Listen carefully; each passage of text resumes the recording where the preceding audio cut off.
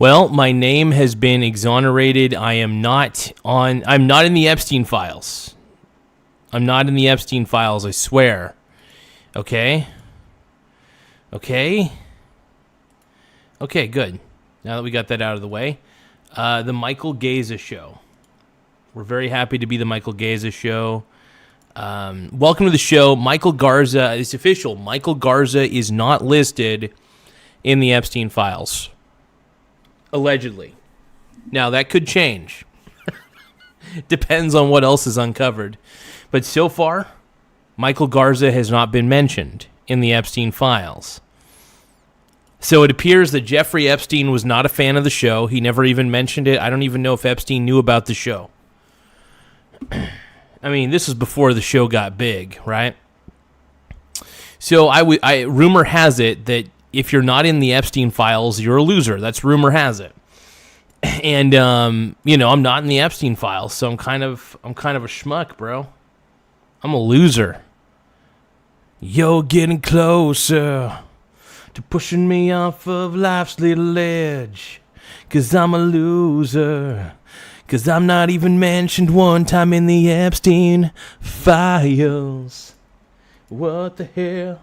I know I'm getting head. You're getting closer to pushing me off of life's little edge. Oh.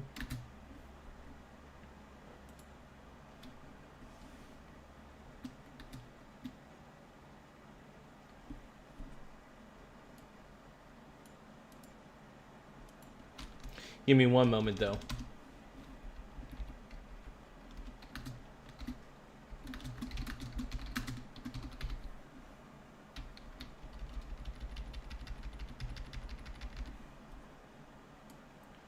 You're getting closer to pushing me off of life's little edge. Looks like my name is the only one still redacted. My bony brother, dude. My brony brother, dude. But yeah, Michael Garza's name has been super cleared.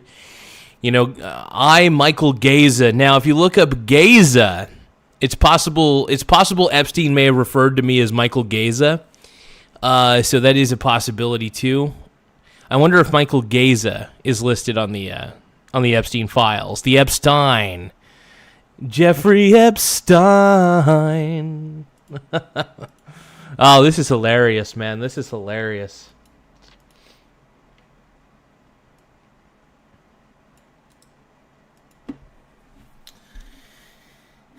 Give me just a moment.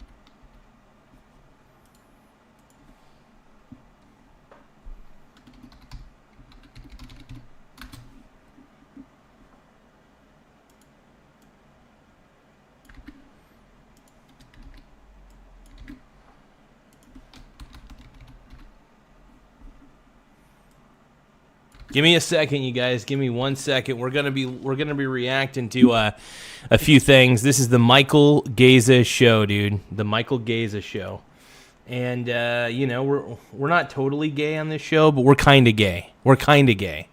All right, we're gay. This is the Michael Garza Show. Okay, Garza. Michael Garza. All right, I am Michael Garza. Oh, Michael Garza.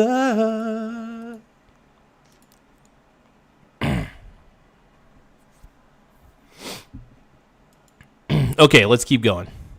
Now we're going to react to some Jeffrey Epstein stuff, but I just want to let you know that I'm very happy that I'm not listed on the Epstein list.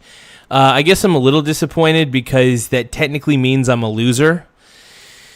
Because I wasn't popular enough to be mentioned in the files. So Michael Garza is officially a loser in the eyes of the world. You know, I'm a loser now. I'm a loser. You're getting closer to pushing me off of life's little edge. 'Cause I'm a loser. Sooner or later, you know I'll be dead. You're getting closer. Dusting me off while I'm taking the fall.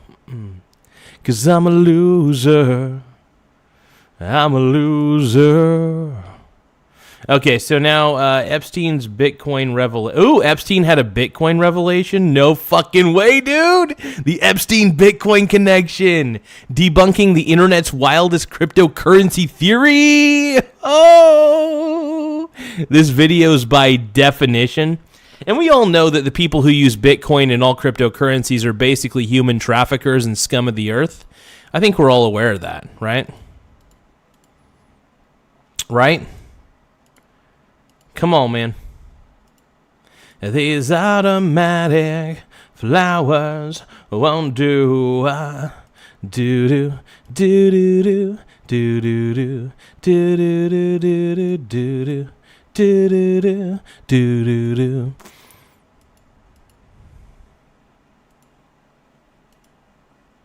So when millions of pages from the Jeffrey Epstein files were finally unsealed, Michael the internet just, it exploded with theories. But one of the wildest, the one that really took off, was this idea connecting the disgraced financier to the anonymous creator. So wait a minute. Yeah, so my boy Tylord says, so I was right last night. You know what? I think Tylord might be Satoshi Nakamoto. That's my theory, bro. Tylord, my boy Tylord, my biological stepson, I firmly believe, because of all the baby oil, he invented Bitcoin. I think that he is Satoshi Nakamoto. Now, close second for who I think is Satoshi Nakamoto is Jeffrey Epstein. Let's keep going, bro. Bitcoin, Satoshi Nakamoto. It sounds crazy, right? So let's cut through. Could he have been, though? Think about it. Anybody crazy enough... here's the thing about Epstein that people don't realize, that the dude was actually kind of a genius. Not just kind of. Completely a genius. He's a freaking genius, dude. He may have been a monster, but he was a genius. That's the point I'm trying to make. That's the point about Jeffrey Epstein I'm trying to make. Is the dude was a sick psycho. But he understood finance, but I think that he was so psychotic that he thought he could make a digital currency that was valuable. In all reality, there's no way for a digital cryptocurrency, there's no way for cryptocurrency to be valuable in any capacity. I don't care how technologically advanced we get as a society, gold and silver will always and should always be worth more than anything digital. Any digital currency is merely a collectible. And even calling it a collectible is a stretch, by the way. Calling Bitcoin a collectible is a stretch. I call it, I call it absolute garbage the way it should be called. Absolute trash. It is absolute frickin' trash, bro. You're a pink brony, bro. And you dance at the gay clubs, oh my God. I'm just having fun. On the stage in my hooves, I'm wearing a man thong. All that noise. What's the real story here? We're about to separate the hard, documented facts from the viral fiction. And this email was the supposed smoke. Hey guys, let's give a round of applause to me, Michael Garza, for not being on the Epstein files. I want you guys to give me a round of applause for not being on the Epstein files. Please make sure that you subscribe to the channel. Please subscribe to the channel for the pure fact that Michael Garza was not on the Epstein files, so my name has been cleared of all wrongdoing. So I'm proud of myself for not being tempted by Jeffrey Epstein. I'm proud of myself, dude. I'm sure Epstein wanted a piece of me back in the day. He's like, dude, you're so sexy. I'm like, no, dude. Sorry. Smoking gun that set the whole thing on fire. So here we go. So this is an email from October 31st, 2008. Subject, reply, Project Bitcoin funding and white paper. Jeffrey Epstein, Ghislaine Maxwell? No way. Bine, Ghislaine, the Satoshi pseudonym is working perfectly. Our little digital gold mine is ready for the world. Funding secure. Dude, Jeffrey Epstein! Do you guys think that Jeffrey Epstein was the original Bitcoin? He might have been a Bitcoin billionaire. It's possible that maybe Epstein had hidden fortunes that nobody knew about. It's possible that, because we think that, here's the thing, everybody thinks that Epstein was just a millionaire, $500 million net worth or whatever. At the end of the day, though, I think Jeffrey Epstein's net worth was probably way bigger than just millions. I think he had probably so many assets under the table. I think he had a lot of assets under the table that even the government didn't know about. So it's possible that maybe Jeffrey Epstein was a billionaire and we didn't even know it. I mean, we only know about his net worth of $550 million. He doesn't have to reveal everything. So it's possible that Jeffrey Epstein was far more wealthy than we could have ever imagined. Ever imagined. My pink brony bros. I mean, it looked like definitive proof, right? From back in 2008 that Jeffrey Epstein was Satoshi. This is the kind of bombshell that could literally rewrite history. But as we're about to see, not all bombshells are real. So this is the big question, the one that lit up countless forums and social media threads. Is it even possible? Could one of the most notorious criminals of our time also be the genius architect behind the most revolutionary digital currency? I mean... Well, let's dig in and find out. Well, here's the thing about Jeffrey Epstein that people need to be aware of. He was actually a genius in a lot of aspects. Whether you want to admit that an evil person is a genius or not, that's irrelevant. Ethics aside, Epstein...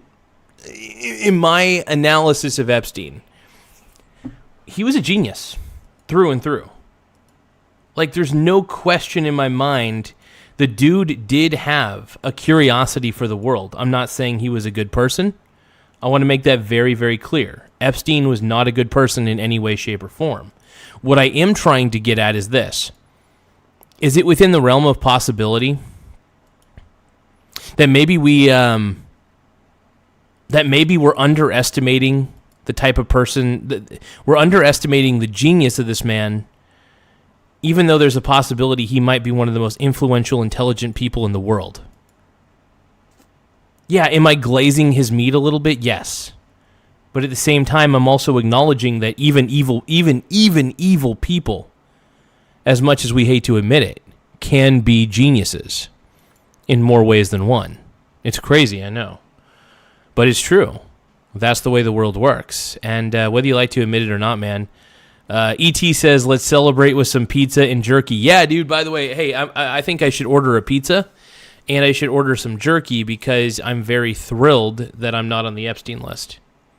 Now, I'm pretty pumped, man. I'm pretty pumped. I'm very happy that I'm not on the Epstein list. Yeah, it's a huge weight off my shoulders, man, because I was really worried that my name might be listed on there for some reason. Sometimes I get a little worried about these things, even though I did nothing wrong. I didn't go to the island. I didn't do anything wrong. I wasn't on the island. I swear to Christ, I wasn't on the island. I've never been to Little St. James, all right? I want to make it clear, crystal clear, that I've never been on Epstein's Island. Got it? Get it. Okay.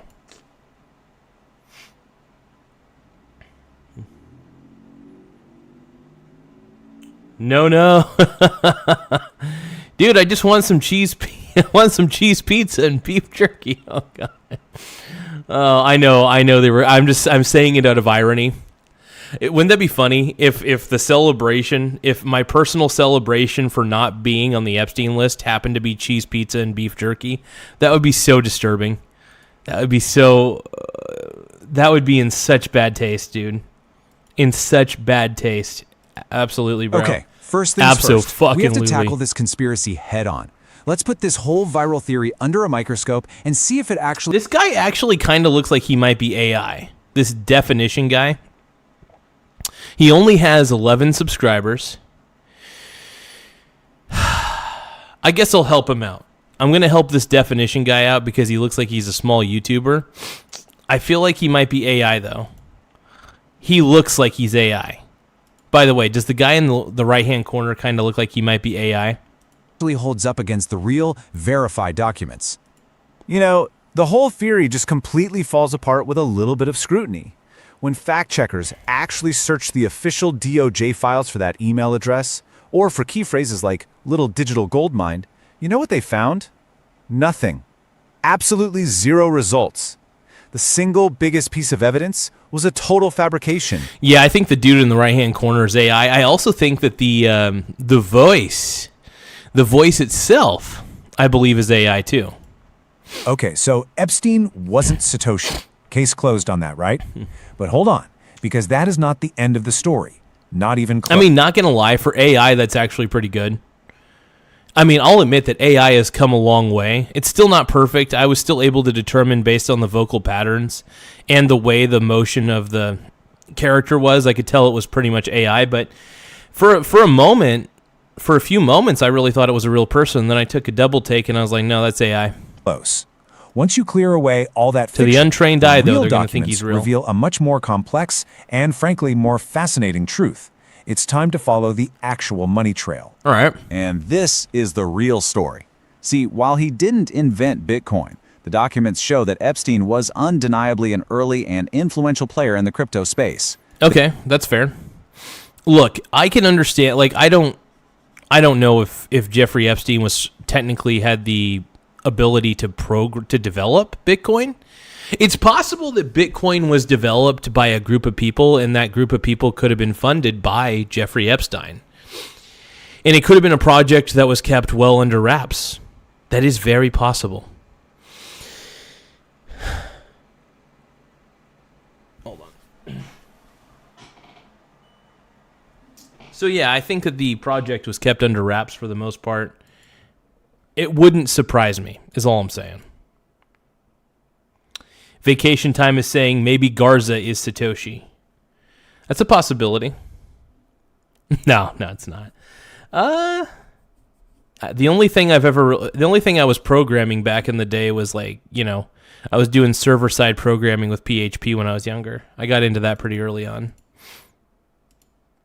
They confirmed 3 key ways he was involved: through academic funding, a huge direct investment, and a pretty significant indirect stake. So first up is the MIT Digital Currency Initiative, the DCI. And you have to understand, this was a huge deal. Back in 2015, the original Bitcoin Foundation was collapsing, and the DCI literally stepped in to fund the key developers who were maintaining Bitcoin's core code. I mean, think about that. This was a make-or-break moment for Bitcoin's survival. And this is the amount MIT itself says Epstein had donated to them between 2002 and... damn. Epstein was the original crypto sugar daddy, dude. Are we saying that we have to thank fucking Daddy Epstein for keeping fucking Bitcoin alive? Are you kidding me? 2017. Now, not all of this went straight to bro. crypto research, but it's what established the financial relationship that made the next step even possible. So this slide lays out the path perfectly.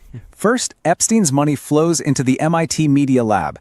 Then, the lab's director at the time, Joy Ito, channels what he called gift... Oh, you guys, if you can, tap the like button. We're trying to get 100 likes. We're trying to get to 100 likes in the next 10 minutes, if possible. So please tap the like button. Every like matters. So all likes matter. So let's keep going, bro. ...funds to get the... Tim Smith says that creepy temple was the first Bitcoin.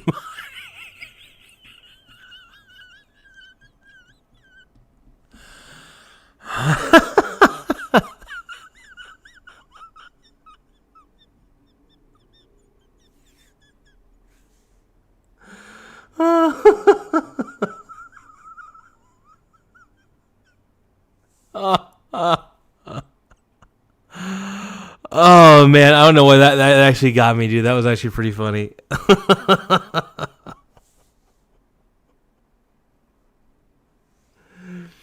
Let's give it up for Tim Smith, man. He just won comment of the year, and it's very early in 2026. So, give a round of applause to Tim Smith, man. He earned comment of the year right there, bro. Holy fucking shit. The DCI off the ground. But yeah, guys, don't forget to tap the like button. We're trying to get to 100 likes in the next 10 minutes, preferably. So everybody who's watching right now, please tap that like button. The more likes we get, the better. It does help the channel grow. It helps the channel get pushed out on the algorithm, so that way I can annoy more people that I've never even met before. So please do what you can. Everything possible. Thank you. Finally, that money directly paid the salaries of some of the most essential Bitcoin core developers. There's even an email from Ito to Epstein confirming it, saying, "Used gift funds allowed us to move quickly, thanks." But the story doesn't stop with nonprofit funding. Oh no. The documents also show Epstein... Well, so beyond MIT, Epstein made direct and indirect equity investments in 2 of crypto's foundational companies. Okay. Oh, damn. So that's right. I forgot about that. Coinbase. Look at that. This is all AI generated. Did you notice that Coinbase is spelled incorrectly? Usually AI is terrible at spelling. So it's possible that this entire video is just AI slop. But yeah. Vacation Time says, I loathe the AI customer service agents. Absolute garbage with zero help. Yeah, no, I hate it. I hate having to reach out and have to talk to one of those fucking AI agents that give me the wrong answer every fucking time. So annoying, dude. So freaking annoying. Was acting like a pretty savvy early-stage venture capitalist, placing some big bets on companies that would go on to become absolute pillars of the crypto industry. And that's how much he invested in a company I guarantee you've heard of, Coinbase. And we're not fucking Coinbase, bro. Talking about a small bet here. This was a significant early investment. Let's just follow this timeline. So wait a minute. Jeffrey Epstein's $3 million investment. So if Jeffrey Epstein Jeffrey Epstein purchased $3 million worth of shares before Coinbase ever went public. So Jeffrey Epstein was an early investor in Coinbase. Who owns his investment now? So that means if all of his investments were passed on to his family, who is in Jeffrey Epstein's will? That is the question. Chances are, whoever owns the shares in Coinbase, if you invested $3 million in Coinbase well before it even went public, you're a rich man. Jeffrey Epstein might have died a billionaire. He may have been a dead billionaire at the time, because I think Coinbase went public. I think Coinbase went public in 2022, 2023. So in a lot of ways, Jeffrey Epstein probably became a billionaire because of his early investment into Coinbase. And he was probably an early investor into Bitcoin as well. So it's very well possible that Epstein may have became a Bitcoin billionaire. And I knew it. I had my inkling that Jeffrey Epstein was the ultimate grifter. It's pretty wild. What a stud, in 2014, long before its massive IPO, Epstein gets in on Coinbase's Series C round. Okay. Just 4 years later, a trust linked to him cashes out half of that initial stake for around $15 million. That's a 5x return on just half his money. This proves he wasn't just connected, he was profiting big time from the... Hell yeah, bro. Hey, you know what? If you could profit from a grift, whether you're betting against it, whether you're betting for it, I prefer to bet against Bitcoin because I think Bitcoin sucks, but keep it up, man. Go Epstein, bro. Jeffrey Epstein. Crypto boom. The second company is Blockstream, another major player in Bitcoin infrastructure. Now, the connection here was a bit more indirect, but it was still very real, and it involved some of the very same people. So how'd this one work? Well, in 2014, a fund managed by Joy Ito, the same guy from MIT, invested in Blockstream, and the documents confirmed Epstein was a partner in that fund. Now, according to Blockstream's CEO, once they realized Epstein's involvement... Hey, thank you guys for tapping the like button, though. The more likes we get, the better. We're trying to get to 100 likes in the next 10 minutes. So whatever you guys could do to tap the like button, it really does help the channel grow in more ways than one, and it helps my PP feel bigger. And, It raised some serious red flags, and the fund sold its shares within just a few months. So it was a brief link, but a documented one. Okay, so we followed the money. Now let's look at the people. Because the documents don't just show transactions, they reveal a whole network of emails, meetings, and introductions that tie Epstein to some of the most influential figures in the Oopa pedophile. early days of crypto. Brony Before we go any further, pedophile. this is absolutely crucial to understand. The Department of Justice itself has made it very clear that just because someone's name appears in these files, it does not mean they are accused of any wrongdoing. Our focus here is purely on the documented financial and professional connection. But yeah, you guys, we're trying to get 100 likes in the next 10 minutes. So if you guys can hear this message, please tap the like button. It'll save the stream. It'll save the world. To the early Bitcoin world. That's it. And this is where that web really becomes clear. Joy Ito is kind of the central node, connecting Epstein's money to both MIT and Blockstream. Then you have Brock Pierce, a co-founder of Tether, who's the one who actually brings the Coinbase deal to Epstein. We also see correspondence with Adam Back of Blockstream and even emails talking about a... I will say this, if you guys can, make sure that you guys subscribe to this channel, Definition. DEFINITION. It's Definition. The URL, not the URL, but the alias is at DEFI_NITION. So, potential meeting with Coinbase co-founder Fred Ehrsam. It was a small, very interconnected world back then.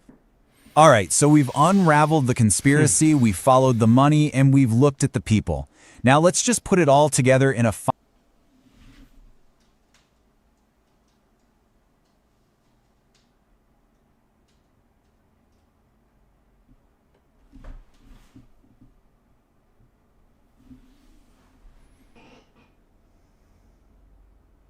hold on. I gotta check something.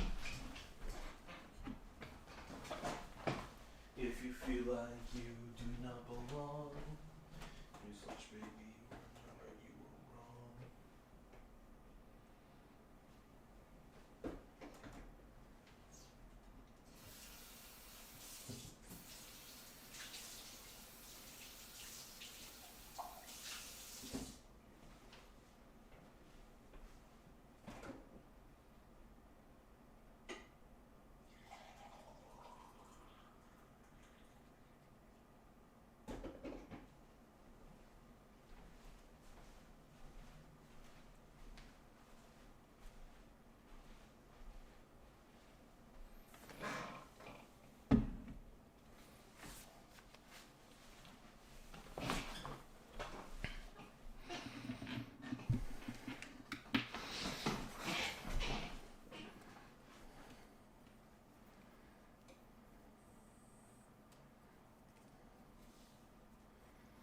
Oh, that's poor people rules. Fuck that, dude.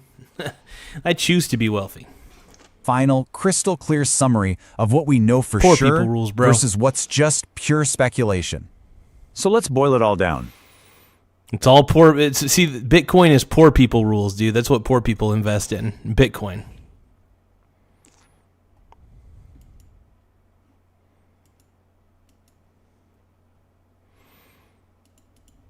On one hand, Let's here are go, the bro. documented facts.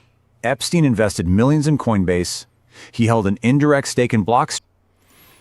ET says, yo, Garza, they got you. What the fuck, dude? No, First off, I live in Oregon, just to let you know. I live in fucking Oregon. God damn it, ET.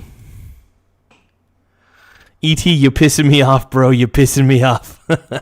Now, confirmed, it says investments in Coinbase and Blockstream, funding for Bitcoin core developers via MIT, debunked. The theory he was Satoshi. No public evidence he used crypto for trafficking. Dude, come on. Come on. The only reason that Epstein was getting into Bitcoin and crypto was so he could traffic, so he could do human trafficking. Duh. Fucking morons. Of course okay, Jeffrey was not getting into Bitcoin for the philanthropy side of things. Only grifters, only human traffickers, and people who are on the black market use Bitcoin. People who do ransomware attacks, they use Bitcoin as the method of payment to unlock all the computers.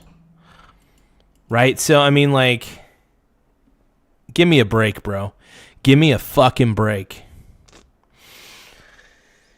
You're pissing me off, bro. You're pissing me off. And his money You're helped pissing me fund off. Bitcoin's core developers. On the other hand, here is the fiction. The theory that he was Satoshi, completely debunked. And as of right now, there's no public evidence he actually used crypto for his trafficking operations. And this whole thing leaves us with a final, much broader question, doesn't it? The story of Bitcoin and Jeffrey Epstein is a pretty stark reminder that the origins of these world-changing technologies are often way messier and more complex than the simple myths we get told. It really makes you wonder, what other hidden histories are still out there, just waiting to be discovered? Do you guys think that Epstein thinks I'm cool?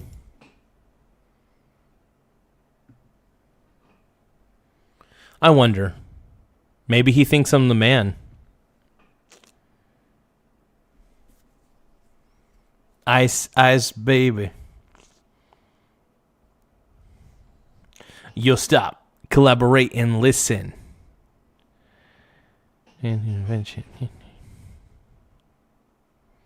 Oh, Joe Rogan was invited to the Epstein Island, and the Joe person who Rogan invited him. experience. It is. But that's blue pill. They took the I blue see. pill. Is there such thing as a black pill? Yes. What That's is the people black that think pill we're mean? doomed and we're fucked and everything's. They think it's all pedophiles and Satanists are running the Wow. government. And then the white pill Oh, there's is white. people who think everything's going to be great. Oh. Can I get the white one? Yeah, the white pill would be a good thing to take, but I don't think it's accurate. I think you want a gray pill. If they just have a gray pill that gets you like, hey, there probably are a bunch of Satanists and pedophiles. Joe Rogan is gray pilled. I love it. In positions of high power. Yeah. And then there's also probably a real good chance that we'll pull through this and we'll be better than we've ever been before. Yeah. That's possible.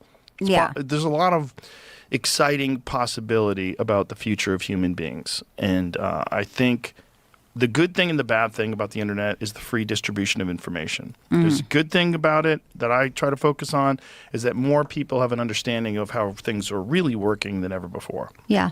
Like this Epstein file thing, right? That was a big eye-opener for a lot of people. When you see how many people after 2008, after he was arrested, after he went to jail, were actively taking money from him. MIT took money from him and tried to hide it and said, make sure that any donations from Jeffrey are listed as anonymous. So Wow. you find out, like, Wow, so Jeffrey Epstein, man, was like donating under the table to like Bitcoin and shit. And here's the thing, man. It makes perfect sense because, you know, Epstein was a human trafficker.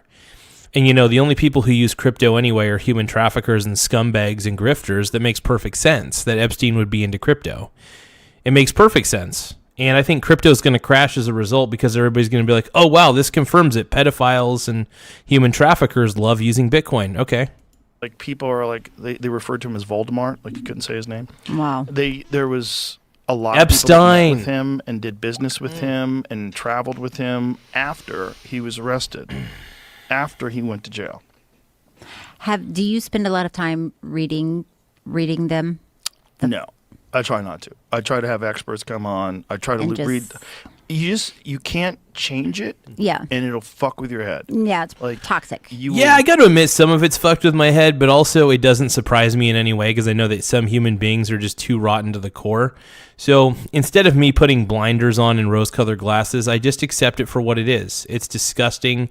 It's disgusting bullshit, and that Jeffrey Epstein was a despicable human being. Also, I am part ginger, so I'm pretty sure I don't necessarily have a full soul. really get. It'll stick with Yeah. and I know I've tried not to. Yeah. I haven't read any of them. I do see things on the news, and I'm not saying, if I don't hear it, that means it didn't happen. Yeah. But it is such a toxic situation that I think it would be hard to. It seems very dark. Very because dark. it seems like it was this bizarre blackmail influence.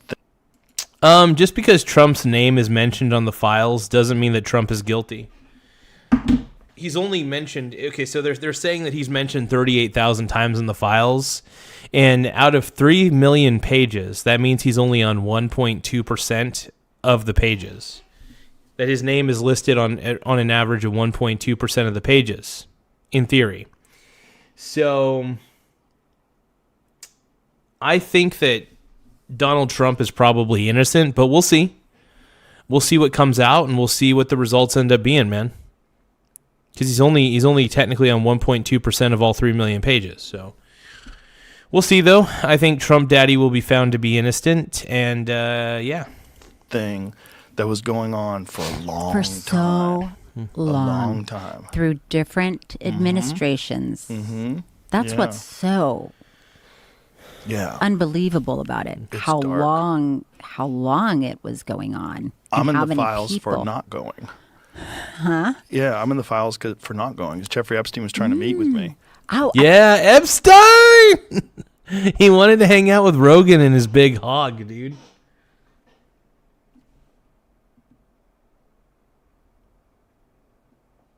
Uh-oh, what the hell is this?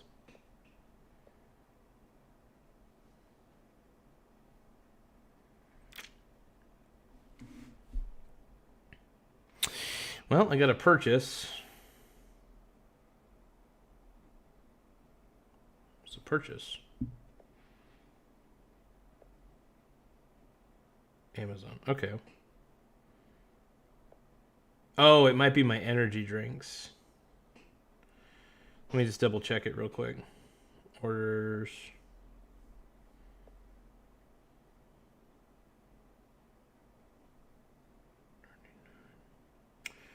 Oh, cool.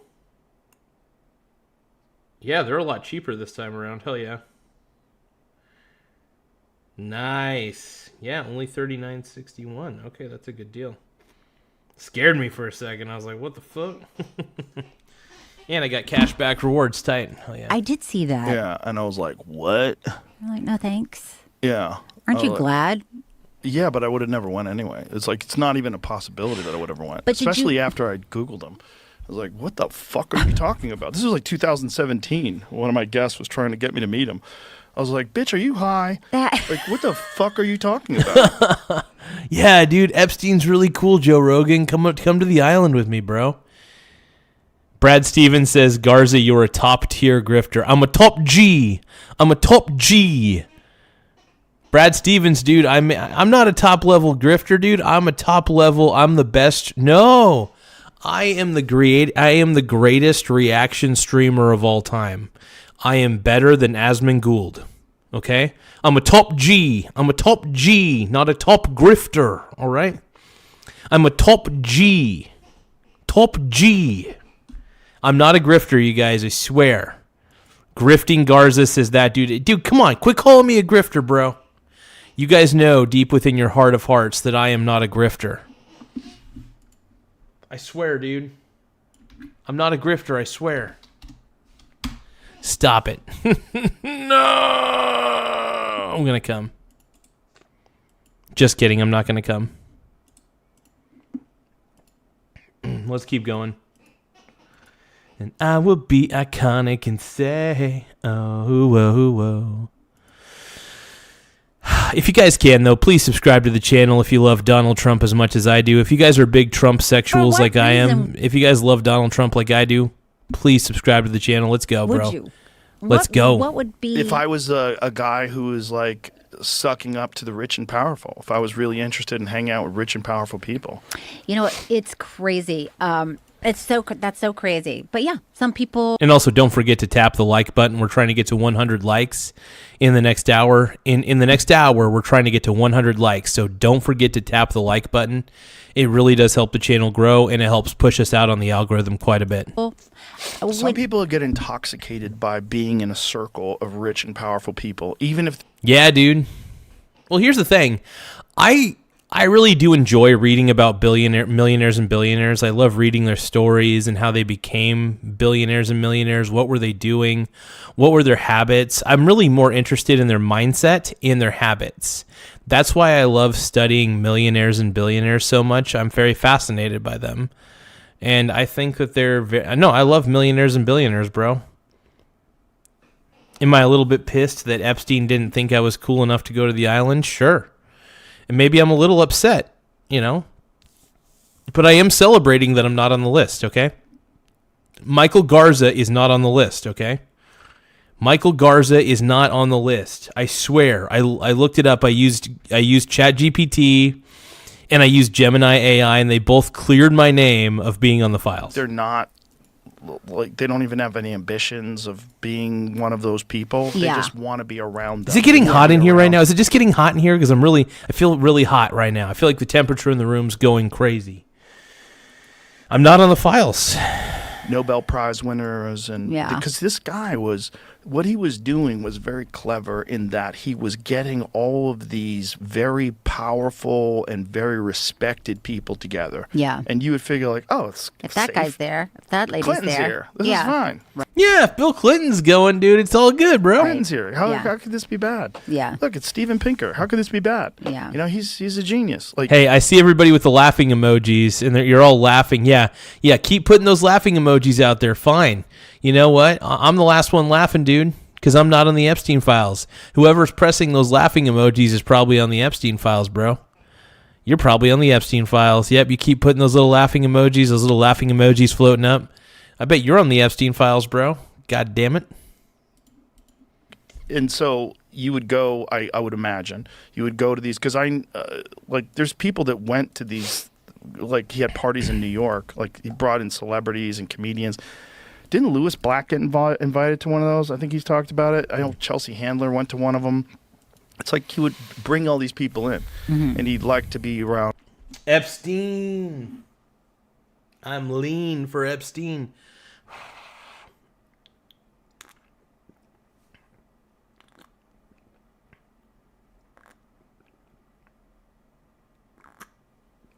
Okay, here we go. On famous people and entertainers and a lot of intellectuals and professors, and Noam Chomsky was famously deeply involved. So it's like you would go, I guess, to these places, and that was how he would convince everybody that everything is going to be fine. Like, have you ever been invited to a party and someone tell you, hey, you should go to this party, Brad Pitt's going to be there? Like, they'll tell you that to try. Brad Pitt's, baby. Brad Pitt's is going to be there, bro. Honestly, if somebody told me there was going to be a party and Brad Pitt's was going to be there, yeah, I'd probably go. I'm pretty sure it's a trap, but I'd probably go. I ain't going to miss out on a chance to see my boy Brad Pitt's, all right? I love Brad Pitt's. Try to get you to go. Right. They'll tell you about the famous people that are going to be there. Like, I should go. Oh, I didn't know. Right. I didn't know. Yeah. Yeah. It is weird. Some people are really driven by that. Really love the parties and the. They love the notoriety because here's the problem with people like that, and I actually get really annoyed with people that just love to name drop all the time. Like, yeah, I met this guy, I'm totally like in big circles, hanging out with like rich people, bro. I hate those people so much because they don't accomplish anything in their life but hanging around other successful people. That's all they do. And then while they're hanging around other successful people, they're just doing it for the notoriety. They're just doing it for a story that they could tell some stupid fuck at the office and be like, yeah, I met this dude. I met Brad Pitt. That means I'm the fucking man, bro. Brad Pitt. I love Brad Pitt. I love Brad Pitt so much, guys. I do love Brad Pitt, though. Brad Pitts, I should say. I love Brad Pitts. No, I really do. I love Brad Pitts in Fight Club, and I love Fight Club. It's a good one. But yeah, no, I think a lot of that's the thing I hate about, like, I love my brother, but he's a lot like that, and he pisses me off sometimes, where he just wants to fit in. And he gets into these groups of people. He hangs out with these groups of people that are just so fucking stupid. You know what I mean? Too fucking stupid. And I just, I purposely don't have a lot of friends because it's a lot easier that way. I do, I know a lot of people, and I got some pretty good friends and shit.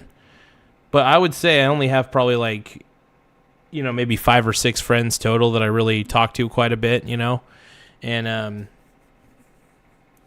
but yeah, I don't need celebrity friends to justify my existence. You know what I mean? I think people do that so they could feel better about themselves or whatever. I think it's stupid. I think the best way to feel better about yourself is just try to accomplish things in life. You know what I mean? Yeah. Invitations. Just try to accomplish it. Blindly ambitious, right? Yeah. They're willing to like put aside, all the possibilities of what could be awful about these people, and get together with. No, it's Brad Pitt's. Jack's Cab Confessions is always going to be here as long as I'm breathing. Huge fan of you, buddy. You, the mussy man. I am the mussy man, bro. I'm the mussy in the bussy, and I don't know why. I don't know why. I'm that kind of guy. My mussy is the bussy, and I'm kind of fly. I'm kind of fly all day, all night. House Party 13 says Brad Pitt, you Trumper moron. No, it's Brad Pitt's. It is Brad Pitt's, not Brad Pitt.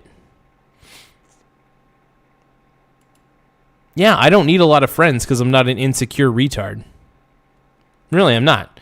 Like, if I was insecure, I would need to have a lot of friends. I keep my friend circle very small intentionally because, one, if you have too many friends, everybody's going to want to ask you for a favor or everybody's going to have these expectations of you. And that sucks. And I do say no a lot to a lot of people. I have to say no quite a bit. And the reason I have to say no is because I have goals I'm trying to set. I have goals I'm trying to reach. I got to put in the work. And because I'm busy putting in the work, man, it matters. I'm always putting in the work.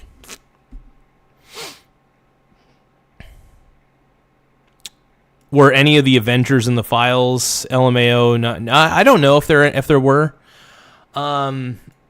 Maybe I don't think any of the. It is funny. I don't know if there were any Hollywood actors from the Avengers that were actually in the files. I'm not too sure. You guys are gonna have to look that up on Google. Ultron was it? Did you say that Ultron was in the files? It's called Healthy Boundaries. Yep, I think it's a good thing, man. I think healthy boundaries are great. And one of the things I try to encourage to people is it's okay to say no to people. There's always going to be somebody who's going to make you feel bad for saying no. And if they really make you feel bad for saying no, just tell them to shut up. Sometimes that's all you got to do and be like, dude, shut up. I got my own life to lead. I have my own life to lead. I got to lead my life. With them without even a cursory Google search Yeah, as to who you're hanging out you can't with. have your assistant Google something. How about you just do it? Just so, It doesn't take long. like, hey, look what I just found out. This is kind of crazy. Yeah. Yeah. But what's more bizarre is that there's probably in this. I talked to Mike Benz about this. He was like explaining how this guy rose to prominence and how he got this kind of influence that he had, and he was like, "There's probably a bunch of those going on right now that we don't know about." What people that are like that, like of course, same sort yeah. of Jeffrey Epstein type situation, just someone else and Well, I mean, doing it it's- somewhere else, and they just haven't been caught yet. Yeah. It's Like just- if he didn't get arrested, let's think about this. yeah. Because his particular perversion, the darkness of it, was that he was into underage girls. He was into young girls. Imagine if he wasn't. What a creep, dude. What a creep. It is wild, man, to think about it. It is really wild to think about the perversions that he has, bro. Oh, shit. Howard Lutnick talks about briefly visiting Epstein's Island. This is going to be interesting. So we're going to watch Howard Lutnick in a second. What if he was only into girls that are in their 30s? Like, you would have never heard anything about it. What if he... Well, yeah, if Jeffrey Epstein was into legal girls, that would be a different story, but he was still human trafficking one way or another. So whether he's human trafficking young girls or older girls, human trafficking is human trafficking. It's not age restricted. Human trafficking is wrong in any capacity. So, yeah. So Jeffrey Epstein, we probably would have heard about it eventually. But yeah, because there were young girls involved, I think that's why we heard about it more than anything else. Because human trafficking is unfortunately a very common thing, a common practice in today's age. It sucks balls that it is. It's so disgusting, man. just hired these adult ladies to come to these parties that were already sex workers. Would Right. you have heard anything about this? No, And that's the thing. Like, is that happening right now? right. Did you hear about how this started in 2000?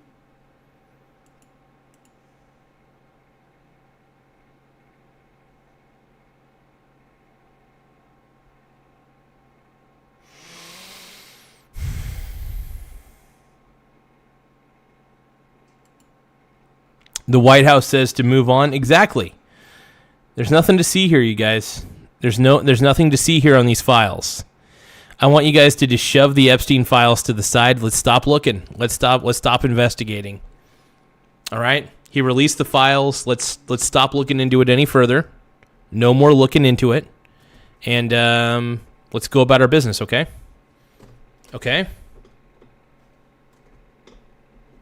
You're a pink brony, bro. 2005. I think this is No, accurate. but I'm glad you're What? saying that because I'm. This is crazy. Two girls fighting. So High school. it started After a between fight. a fight between two teenage girls at Royal Palm Beach High School in Florida. Here are the details of how the event triggered the investigation.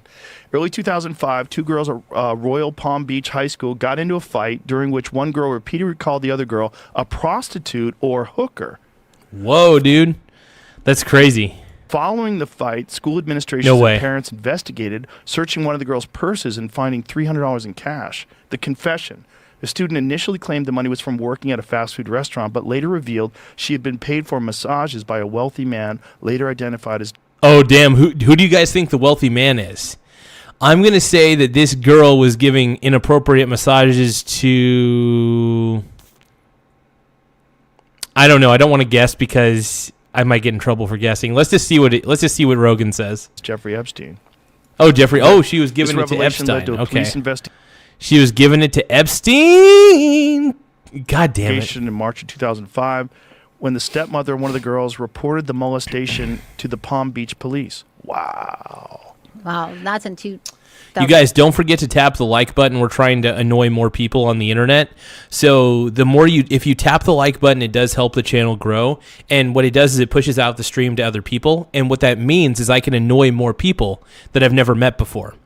And if you guys are already annoyed, please press the like button because then I can annoy more people. Or if you're not annoyed, just tap the like button anyway. I don't care. That was the first arrest. And now Let's listen do to this. it. It says they identified the Royal Palm Beach High was identified as a focal point for recruitment, where, according to investigations, at least 15 students were lured into Epstein's Palm Beach home.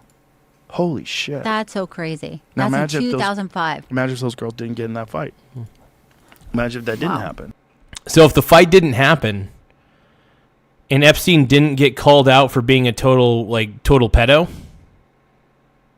would we have ever known eventually about Epstein's Island without that fight breaking out between those two gals might have been the downfall of Jeffrey Epstein's entire empire. Yeah, Thank It's goodness. dark. Stark. Yeah, but if that guy was not into that, if he was not into high school girls, Right. like if he was just into grown women who were sex workers and he ran the same operation exactly the same way, it could probably go on to this day. Yeah. Oh yeah, unfortunately. But yeah, when kids are involved, man, it's a different story because it's disgusting. It's sickening when there's young girls involved. It's just disgusting. Like, look, if you're an older woman and you want to be a sex worker and it's not against your will, like, right, you do your thing. I'm not encouraging it, but everybody's an adult. If they want to do that shit, do it where it's legal. Obviously, you got to make sure it's a legal place. Legality matters. And yeah. So yeah, the whole Epstein debacle, man, it's just getting crazier and crazier. I don't even know what to think about it anymore. It is a little wild to me. It's so fucking crazy, bro. So fucking crazy. And if everybody kept their fucking mouth shut, and if all these guys, Oh, yeah. I mean, look at According look to at the some FBI people that today, are in the. There was nothing going on, so. Oh. FBI concluded Jeffrey Epstein wasn't running a sex trafficking ring for powerful men. Filed. Wow, are you kidding me? FBI is the biggest liar. The FBI is lying through their teeth, and they think we're stupid enough to believe what they're saying. The FBI thinks that we're stupid enough to hear their conclusion and say, oh, the FBI said it's not a sex trafficking ring, therefore it isn't. No, the FBI is either highly incompetent or lying through their teeth. I'm going to guess both. I'm going to guess that the FBI is incredibly incompetent and is lying through their teeth about the whole Epstein thing because they fucking suck. The FBI is terrible.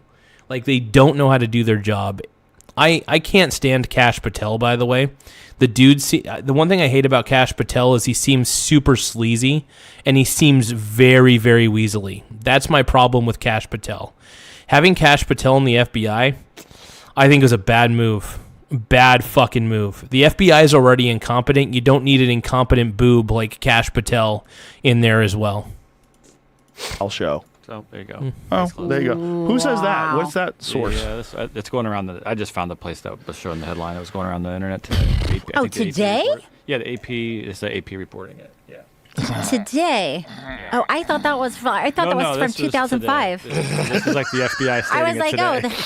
that's That's the gaslighting shit I've ever heard in my life. Whoa. What do they think is going on? Just a bunch of fun, bunch of guys hanging out. That is. Yeah. Oh my god. I'm gonna clip my nails real quick. I'm gonna clip my nails on stream real fast. Bear with me for just a few moments. I will BRB. BRB. No, everybody should have privacy. Yeah, they shouldn't. No, they should have redacted. No, they shouldn't have redacted. They should have removed the redactions. I think everything in those files deserves to be public because everybody was participating, whether willfully or unwillfully, in crimes. You know? And it all needs to be revealed. It all needs to be revealed, straight up. It does.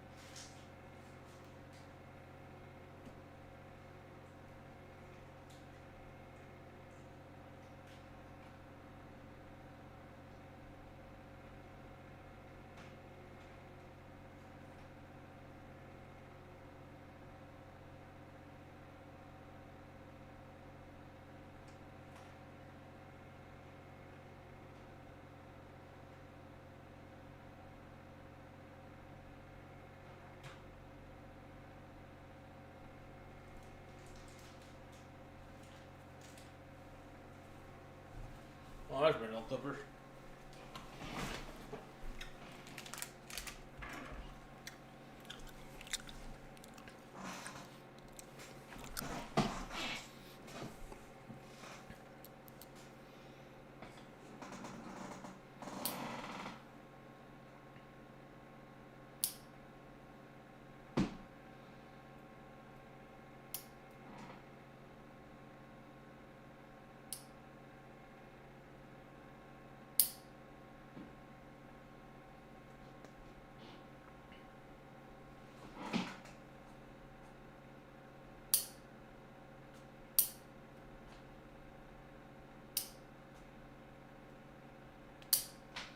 Give me just a moment, though. I got to clip my nails.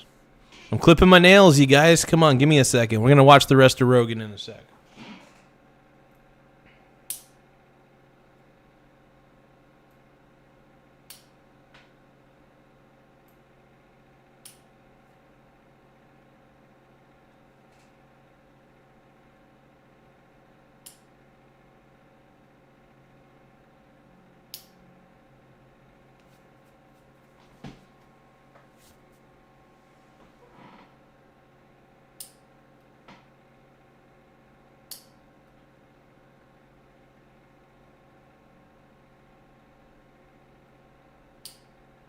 I want to wear a man thong, baby. I've got a juicy man thong.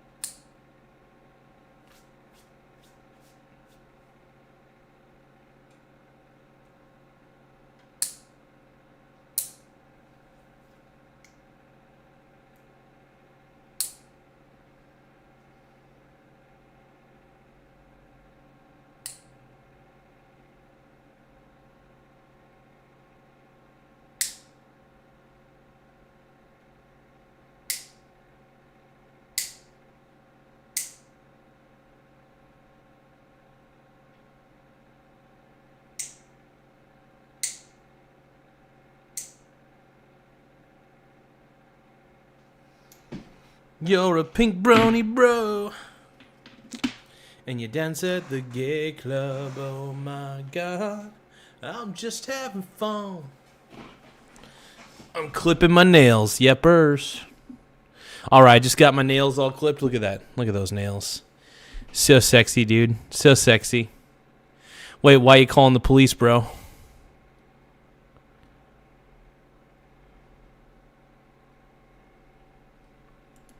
And fellas having cocktails, talking about They're science. still looking into it, but they don't have any evidence. Oh, look into it. Maybe you should get Eddie Bravo on the case. I'm looking into it. That is the name of his show. Crazy. Look into it. Oh, it's so crazy. But there's probably a lot of that that's gone on forever. Yeah. And it's also probably a way that they can secure business deals and make sure that people do things they want to do. They have a little something over them. They do a little bit of this, do a little bit of that. I am not eating the clippings. I refuse to eat my own nail clippings. What the hell is your problem, bro? Sure. Yeah. This is what, yeah. I mean, that's what Epstein was all about, was manipulating people and, holding it over their head, getting them to do something. Allegedly. It certainly seems like that. Allegedly, it's pretty fucking obvious.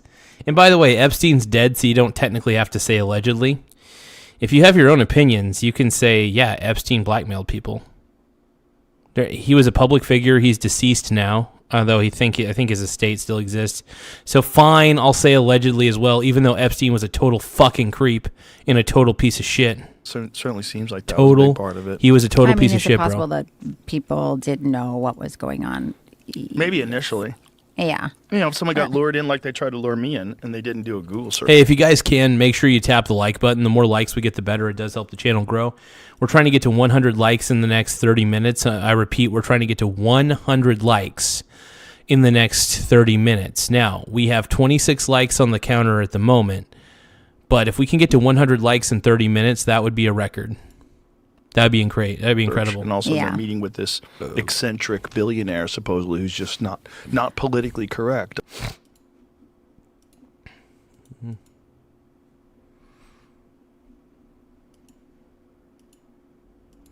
Crazy, bro. My pink brony bro. And you dance at the gay club. Secretary Lutnick. Oh, we got Howard Lutnick, dude. Commerce Secretary Howard Lutnick talks about briefly visiting Epstein's island. I'm going to tap the like button. I don't want to subscribe to ABC News because it's fake news, so I'm not going to do that. I don't believe ABC is real news, but let's watch. Because I said in my opening statement, you led people to believe that you had cut off all contact with Jeffrey Epstein. That is true. There was an interview where he's like, nope. I knew he was a creep and I knew I wanted nothing to do with him. And then all of a sudden, oh yeah, no, I did eventually want something to do with him because I heard he had a pedo island. After the 2005 encounter you and your wife had in his apartment. But as I'm sure you know, the Epstein files show a very different record of interaction. I wonder, I am very curious, though, how Howard Lutnick is going to answer these questions. I really am. Like, I have zero clue on how he's going to answer these questions, bro. Zero clue. I got zero clue on how he's going to answer the questions, bro. Show you coordinating a meeting and planning a visit with Jeffrey Epstein on his private island in December 2012. Thank you for the question. I'm glad to be here to make it clear that I met Jeffrey Epstein when I moved to a house next door to him in New York, right? And I met him then. Over the next 14 years, I met him Dude, nobody's believing this shit.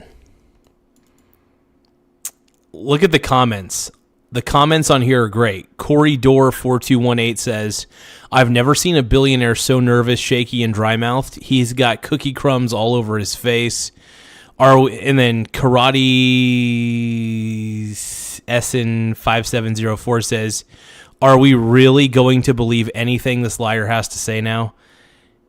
MB Financial says neighbor for 14 years, face-to-face communications. Coffee Conversation says, I have never in my life seen so many motherfuckers okay with pedophilia. Shaking my head. No morals, no integrity, just cool with anybody because of money and influence. Disgusting. Exactly, man, exactly. 2 other times that I can recall. 2 times. And that is none for 6 years. So 6 years later, I met him, and then a year and a half after that, I met him, and never again. Probably the total, and you've seen all of these. Dude, you're a fucking liar, Howard Lutnick. You are such a fucking liar. I don't trust you, bro. If you guys do not trust Howard Lutnick, please tap the like button. If you guys do not and will not trust this Howard Lutnick guy, this guy's a creep. Tap the like button if you have zero trust in this guy and you think he's a fucking creep, dude. Documents. Of these I think he's a creep, bro. Millions and millions of documents. There may be 10 emails connecting me with him, probably about 10 emails connecting me with him over a 14-year period. I did not have any relationship with him. I barely had anything to do with that person, okay? Secretary Lutnick, I think you understand the root of concern here. It's the way you described very emphatically your first encounter with him in his apartment, said you were disgusted, would never have any contact with him again. Did you, in fact, make the visit to Jeffrey Epstein's private island? Oh, I am very curious how he answers this, man. I am very, very, very curious. I'm going to make a prediction. I think he's going to say he did visit Epstein's island, but only to see what it was all about because he had heard rumors about it and he was next door neighbors. This is how I think he's going to describe it. He's like, well, I was next door neighbors with Epstein and I heard so much about his island and he invited me and I just decided to give in and say, let's go. I did have lunch with him as I was on a boat going across on a family vacation. My wife was with me, as were my 4 children and nannies. I had another couple they were there as well with their. Oh yeah, my prediction is he's going to lie. I think that Howard Lutnick is going to lie through his teeth. And thank you guys for tapping the like button, though. The more likes we get, the better. It does help the channel grow in more ways than one. It helps my pee-pee grow. But let's keep going, man. Children, and we had lunch on the island. That is true, for an hour, and we left with all of my children, with my nannies and my wife, all together. We were on family vacation. We were not apart. To suggest there was anything untoward about that in 2012, I don't recall why we did it, but Mr. Secretary, again. He doesn't recall the reason why. He's just like, yeah, we all know, dude, we all know what you were doing with Epstein, Howard Lutnick. Stop fucking lying. You are lying. Look, I can't prove it. Allegedly, he's lying. Oh, God. And as I said, there's not an indication that you yourself engaged in any wrongdoing with Jeffrey Epstein. It's the fact that stuff like this is so frustrating to watch. It's infuriating because it's so obvious based on his body language and the way he's talking that he's lying through his teeth, allegedly. And it's stupid. It's fucking stupid. It's annoying. That you misled the country and the Congress based on your earlier statements, suggesting that you cut off all contact when in fact you had not. When you visited the private island, did you see anything inappropriate during that visit? Do you guys think that he was getting his you-know-what's sucked? If you guys can, please subscribe to the channel. The more subscribers we get, the better. It does help the channel grow. We're currently sitting pretty at 8,062. No, we're at 8,063 subscribers. We're trying to get to 8,100 subscribers by the end of the stream. Like I said, we're currently sitting at 8,063 subscribers. We're trying to get to 8,100 subscribers before the stream ends. So please tap the subscribe button. It really helps us grow. It helps expand the channel's reach upon the YouTube algorithm. So please subscribe to the channel. It really does help the channel grow in more ways than one, and it helps me feel like a bigger boy. The only thing I saw with my wife and my children and the other couple and their children was staff who worked for Mr. Epstein on that island. And you realize that, you know, this visit took place after he'd been convicted, right? I mean, you made a... So Howard Lutnick knew that Epstein was a pedo, and he was like, you know what, let's go to this pedophile's island. There's nothing wrong here. It's totally fine. It's fine.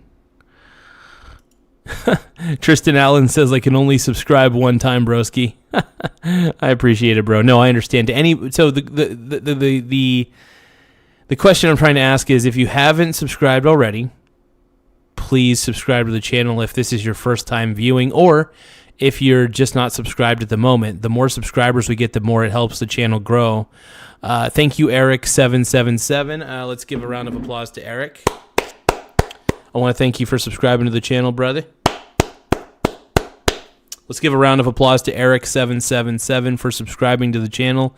I really appreciate it, my brony bro. You're a pink brony bro, and you dance at the gay club. Oh my God, I'm just having fun on the stage in my hooves. I'm wearing a man thong down at the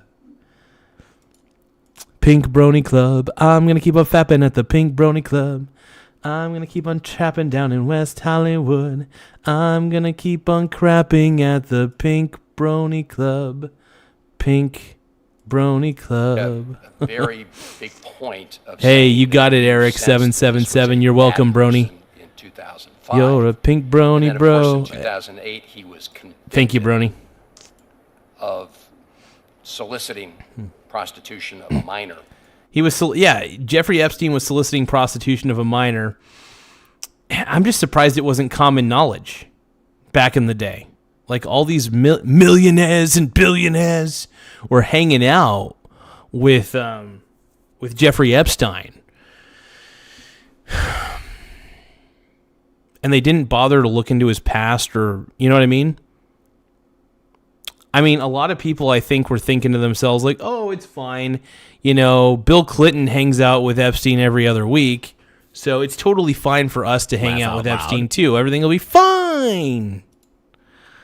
Thank you, Stephen Brown, for subscribing. Everybody give a round of applause to Stephen Brown. If you guys want a round of applause like Stephen Brown, make sure you subscribe to the channel, and let me know that you subscribed by going into the chat and be like, hey, bro, I subscribed. Give me my flowers. Just put I subbed, subscribed, whatever you want, and I will give you your flowers. So I want to thank you, Stephen Brown. Laugh out loud.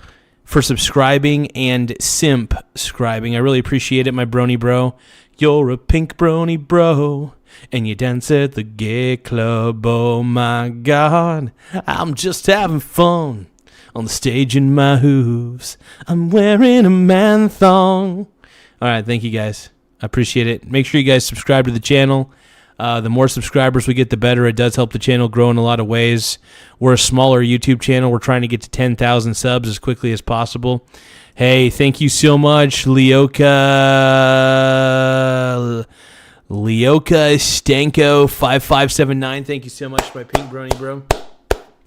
Let's give a round of applause to Leoka Stanko 5579. Name on the top of the screen. Booyah. That's the sound of my cheeks clapping right there. Let's keep going. And yet you went and had this trip and other interactions. Did you have a dinner in Epstein's New York City home in 2011? Ooh. He probably did. He probably had cheese pizza and beef jerky, allegedly. I think Howard Lutnick went over to Epstein's apartment or house or whatever, and they ate cheese pizza and beef jerky, allegedly. And that's what I think happened. No. Yep. So the information that suggests that there was a dinner with Woody Allen and Woody Allen's spouse at the Epstein residence, that's there's nothing to... Oh, no way. We're at 8,066 subscribers. Once again, we're at 8,066 subs. We're trying to get to 8,100 subs before the end of the stream, so make sure that you guys tap the subscribe button. And if you can, please let me know if you subscribe. All you have to do is go into the chat and be like, hey, I subscribed, or yo, Brony, I subscribed or I subbed, and I will highlight your name on the top of the screen, and I'll give you your flowers. I'll even give you a round of applause. The last person to subscribe that I know of is Leo Kostenko 5579. Let's give him a round of applause one more time. That's also the sound of my cheeks clapping. Let's go. Do that, is that right? I actually don't know what you're referring to. There was, look, I looked through the millions of documents for my name, just like everybody else.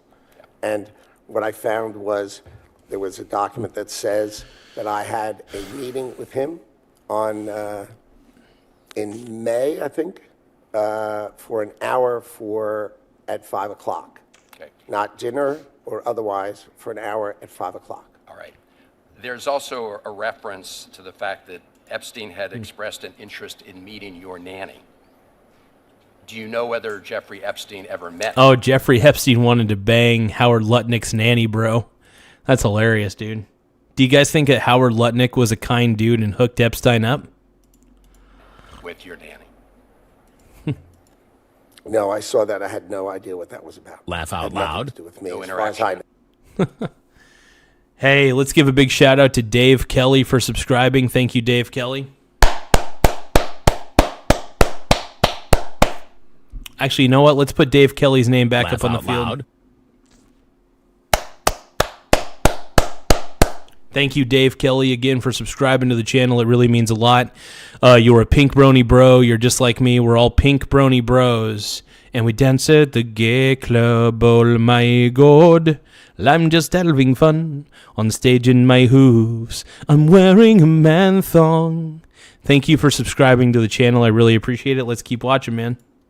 Involved with him on there. No, as far as I know, no. Would you, Mr. Secretary, be willing to ensure that the file is complete to share with this committee and the Congress?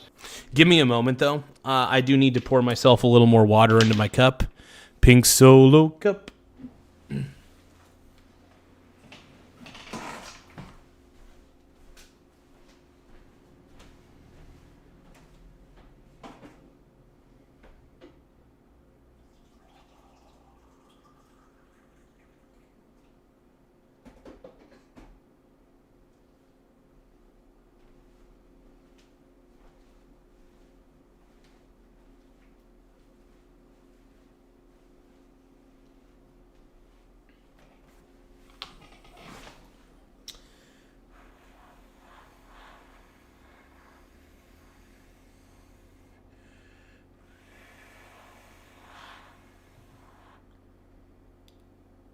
That's a little too hot.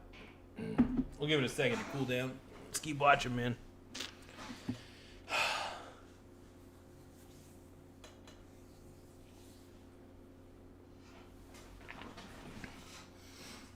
Jeffrey Epstein, man, the pink brony. Your own records, any records you have that relate to Jeffrey Epstein? I will surely talk about Yeah. that. I hadn't thought about that. I have nothing to hide. Absolutely nothing. All right. Well, thank you, Mr. Chairman. Again, I do think this goes right to the heart of the question of credibility based on the Secretary's earlier statements. I hope to pursue some of the other issues in front of the hearing as we go on. Thank you. Yeah, do you guys trust Howard Lutnick? I think he's fucking lying through his teeth, bro. Allegedly. I really believe he's lying. That's my belief on it. I could be wrong. I could be wrong.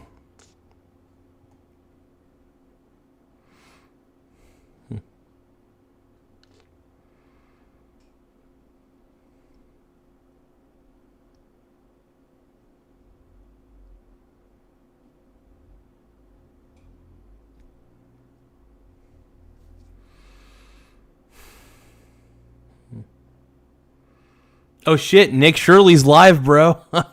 Prison for what they've done. Prison. They started streaming about 10 minutes ago, so let's watch from the beginning. Nick Shirley, bro. Hell yeah. I'm excited about this. Nick! We are live. Big Dick Nick, bro. Welcome, David. It's like seeing a longtime best friend you haven't seen in a while. How you doing? Yeah, good to see you again, Nick. I'm It's doing been well. a while. Yes. David, Well, we're gonna get into the fraud. We're gonna start talking about the fraud that's been taking place. But how how's everything been for you since the video got posted nearly a month ago? Well, it's been pretty chaotic. I will say that Nick Shirley needs to work on his public speaking ability. Like, he needs to learn how to speak a little more confidently, I think. Damn, dude, look at all these super chats that he's getting. Big dick Nick Shirley's getting a ton of supers, dude. It's something that has sort of crystallized which side of the line that someone is going to be on, whether they're going to be on the side of good or evil. And that even includes some of my family members. And it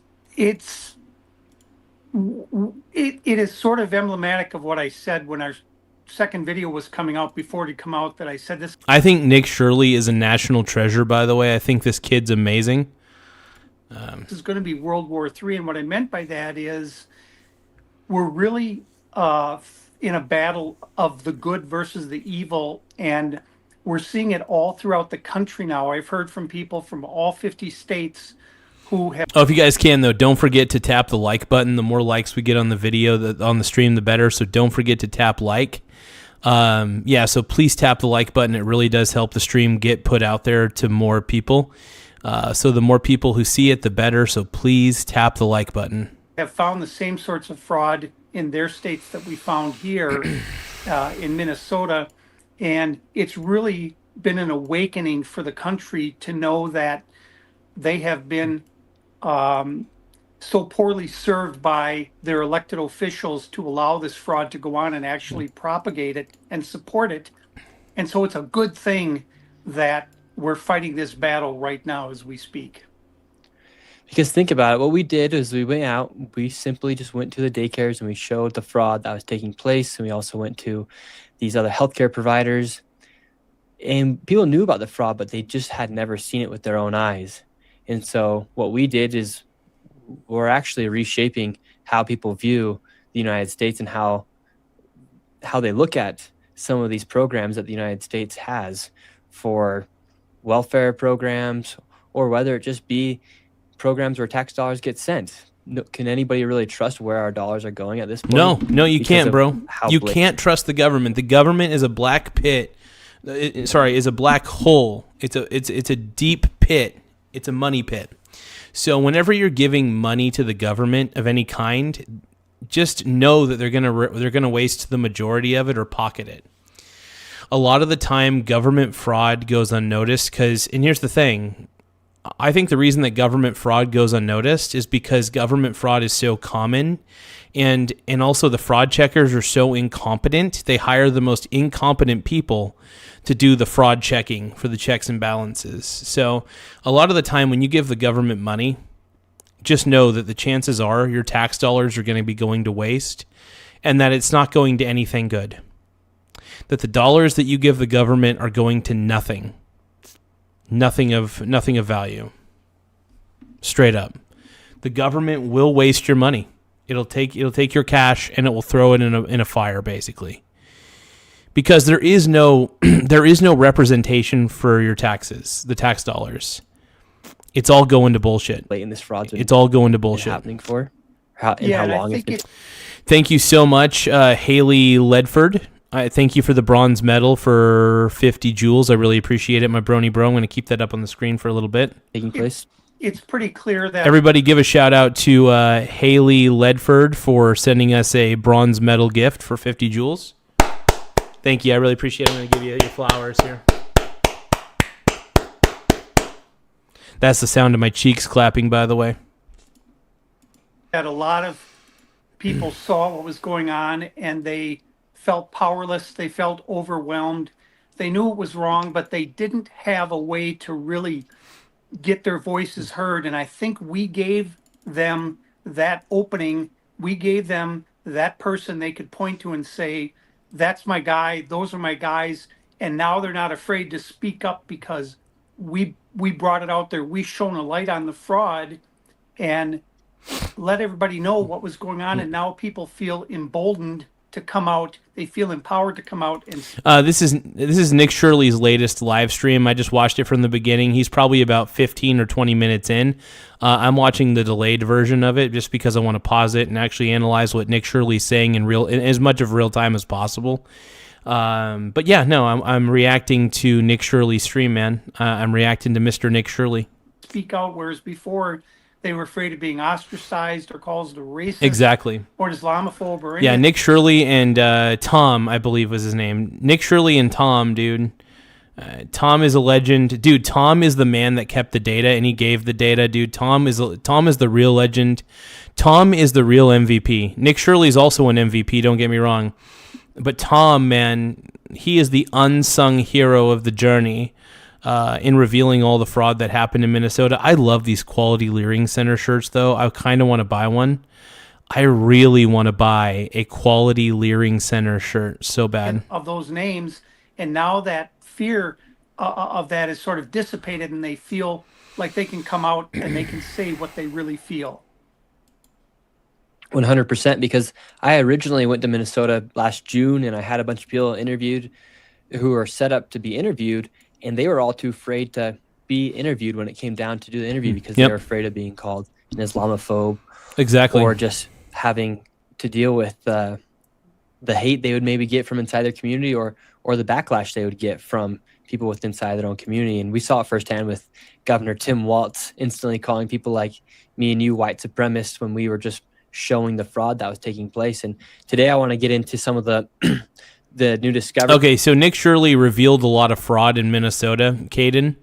So this kid right here helped reveal a lot of fraud. He helped shine a light on it. Now, no, not David. I called him Tom. It's actually David. I'm sorry. His name is David. So David helped Nick Shirley. David provided a lot of the data that Nick Shirley needed to start an investigation of his own. And Nick Shirley did what any good citizen journalist does. He brings his camera with him. And he goes door to door. He goes door to door at all of these various daycares. These, I call them the fake daycares, of course, because they're all fake. But Nick Shirley and David both walk up to each of these addresses. All this is publicly available information, by the way, for these establishments. And David knew that there were never children at any of these establishments, and he realized that they were laundering money. These daycares, man. These daycares deserve to get shut down, bro. A lot of these daycares absolutely deserve to get shut the F down, bro. That have been taking place since we uploaded our video, and it's funny because me and you, we did it on the daycares, then we did it on the healthcare providers, and we also did it on the non-emergency medical transportation vehicle companies. So far, Quality Leering Center, they have completely packed up their bags. We love the Quality Leering. We're a Quality Leering Center fanatics on this channel, by the way. And they're no longer inside that building. Did you see that? I did see that, yes. What was your response when you saw? Now, Quality Leering Center, by the way, is my former alma mater, allegedly. Allegedly, Quality Leering Center is my former alma mater, just as a heads up to everybody. U-Haul arriving to Quality Leering Center. My reaction was that it's the start of a new way of Dolphin, looking at things. Dolphin Tactic, who needs to be in jail? Are you talking about Nick Shirley and David? Nick Shirley and David revealed the rot that was happening in Minnesota. Therefore, Tim Walz, Timothy frickin' Walz, needs to be in jail, allegedly. And it's just... Tim Walz is a piece of crap, dude. Caden Koch 511 says, I subbed. You seem like a good chap. Thank you, Caden. I appreciate the subscribe. Hey, everybody, let's give a round of applause to David. No, sorry, Caden. Let's give a... I can't speak, you guys. I can't speak. But yeah, let's give a round of applause to Caden Koch 511. Thank you, Caden. That's the sound of my cheeks clapping, by the way. But we all want to give a shout out to Caden Koch 511 for subscribing to the channel. Every subscriber counts. All subscribers' lives matter, okay? All Michael Garza subscribers' lives matter. You guys are amazing. Bro seen fraud for the first time? Probably. I don't know. Start of justice being served, and I think it's going to be the start of a lot of these fraudulent businesses closing up and people realizing that they've been duped for years. Hey, we're currently sitting at 8,072 subscribers. Once again, we're at 8,072 subscribers. All you have to do is press the subscribe button. It does help the channel grow in a lot of ways. We are a smaller YouTube channel at the moment, but we're almost to 10,000 subs. We're trying to get to 8,100 subscribers before the stream ends, and we're only like 28 subscribers away. So if you guys can kindly press the subscribe button, it really does help the channel grow in a lot of ways. Now back to the show. Years, and they're very angry. They're very unhappy, and these politicians are being called to answer for the injustice that they have foisted upon society for all these years. 100%. I want to backtrack a little bit now that we got some people here in the chat. So me and David, we obviously broke the news about the fraud that was taking place inside of Minnesota. We didn't just break the news, more so we shed light on it, because people knew it was happening, but nobody had actually been able to show people in a way where they could visually see that the fraud was taking place. So me and Dave are going to be talking about that. The Equality Learning Center hoodies are available in the pinned comment down below in the live chat, and they'll also be in the description of this video. So if you want to help support the cause, you can go ahead and get an awesome Equality Learning Center hoodie. We also do have new support independent. Yeah, Daniel Hill. Let's give a shout out to Daniel Hill 4894. Once again, shout out to Daniel Hill 4894. I want to thank you. You absolutely can get a shout out. Thank you for subscribing to the channel. Everybody give a round of applause to Daniel Hill 4894 for subscribing. Woo! Woo! Boop boop boop boop boop boop. Bump ba bump bump bump bump bump bump ba bump bump bump bump ba bump bump bump. Thank you for subscribing, Daniel Hill 4894. Everybody give a shout out to Daniel Hill. He knows what is real. He hit the subscribe button and he knows it's right, and he knows that his musty's tight, and he knows he is the champ. He knows he is the GOAT. Thank you for subscribing, Daniel Hill. You are the man. Everybody give one more round of applause to Daniel Hill. Thank you so much for subscribing, my brony brother. Let's keep going, man. Journalism hoodies available there as well, if you want to go ahead and cop those as well. Dude, Nick Shirley. Yeah, dude. Dude, I hope that Nick Shirley is selling merchandise like a maniac right now. I hope that Nick Shirley's making a ton of money off of selling those Quality Learning Center hoodies. Because, dude, by the way, Nick Shirley deserves to be a billionaire. Nick Shirley deserves to be a billionaire for revealing the fraud that was going on in Minnesota. A lot of people are thanking him right now, and the Quality Learning Center, my alma mater, got recently shut down because they were fraudulent. The Quality Learning Center, my alma mater, bro. But David, allegedly. So it looks like President Trump just gave an interview, and he commented on the fraud. Let's go ahead and let's watch what President Trump had to say. And we're going to get into some of these other videos we have here as well. Wearing a man it's been super thong. interesting because a lot of the things me and you touched on, now they're being revealed, and people are now seeing that, oh, wait, so there's actually interpreter fraud too? Non-emergency transportation fraud?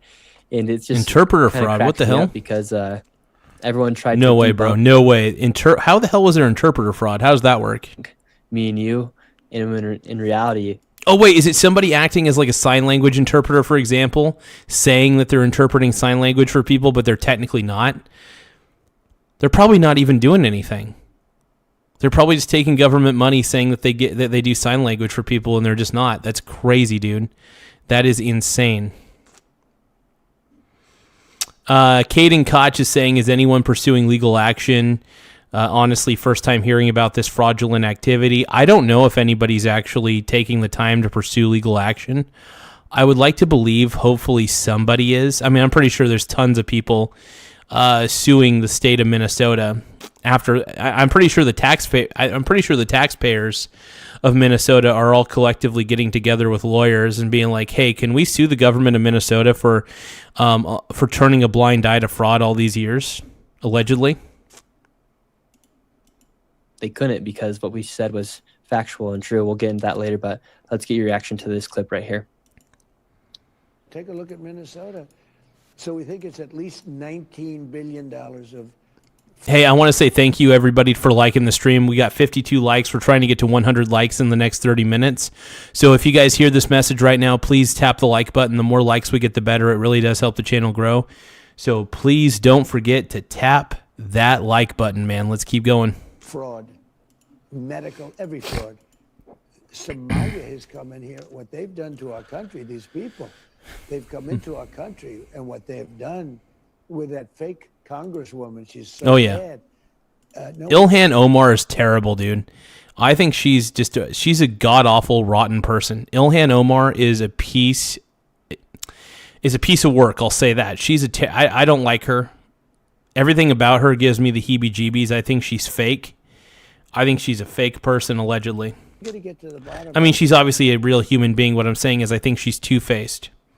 I think she's a very two-faced person. We have the best people maybe in the whole country looking at that. We're looking at California too. Dude, Nick Shirley's getting so many super chats and gifts right now. Well, he's getting a lot of super chats. So go Nick. Nick Shirley deserves all the super chats in the world, bro. Nick Shirley deserves all the super chats in the world. You want to know why? Because he helped reveal levels of fraud that were happening. And he's getting a lot of money right now, man. People are donating hundreds of bucks. Dude, there's so many people right now donating $100 to Nick Shirley. There was like 4 people who donated $100 super chats respectively. Insane. So go Nick Shirley, dude. We support you, bro. We on this channel love you. If you guys can, tap the like button. It does help the channel grow in a lot of ways. Let's keep rolling, man. Let's keep going. But, if we find 50%, look, they've been robbing and ripping off this country for many years, for decades, right? If we find 50% of what's happened, we have a balanced budget without cutting anybody. We have a balanced budget. And we'll find it. Minnesota is very corrupt. California is very corrupt. A lot of stuff. Oh, if you guys can, don't forget to send us a super chat. The more super chats we get, the better. Super chats also help the channel grow. It could be as little as $2. $2 super chat. I'll read it aloud and I'll answer your questions. So don't forget to super chat. It really does help the channel in a lot of ways. So please, for the love of God, give us a super chat right now. States are very corrupt. Take a look at Minnesota. So we think it's at least 19. So there's Trump. He's talking about it. They're saying it's at least $19 billion. David, what do you think the actual real estimate is? So I believe that when the dust settles on this, we're going to find that the fraud is at least 30 billion, and it could go as high as 80 to 100 billion, and that is in $100 billion worth of fraud in Minnesota alone. Holy crap. I wouldn't be surprised, actually. I guess it is a little shocking to hear. It just blows my mind how much fraud's going on in Minnesota, bro. The level of fraud that's happening in Minnesota blows my mind. It really does. Also, we're trying to get to 100 likes before the stream ends, so don't forget to tap the like button. Let's keep going, man. Dude, this is insane, man. David is revealing so much, man. David's crunching the numbers, bro. David is kicking butt, dude. Minnesota alone, because you have to include grants, NGOs, nonprofits, housing, SNAP, Feeding Our Future, all of these things. It's such a massive number that I don't know that we'll ever be able to get all of the money accounted for.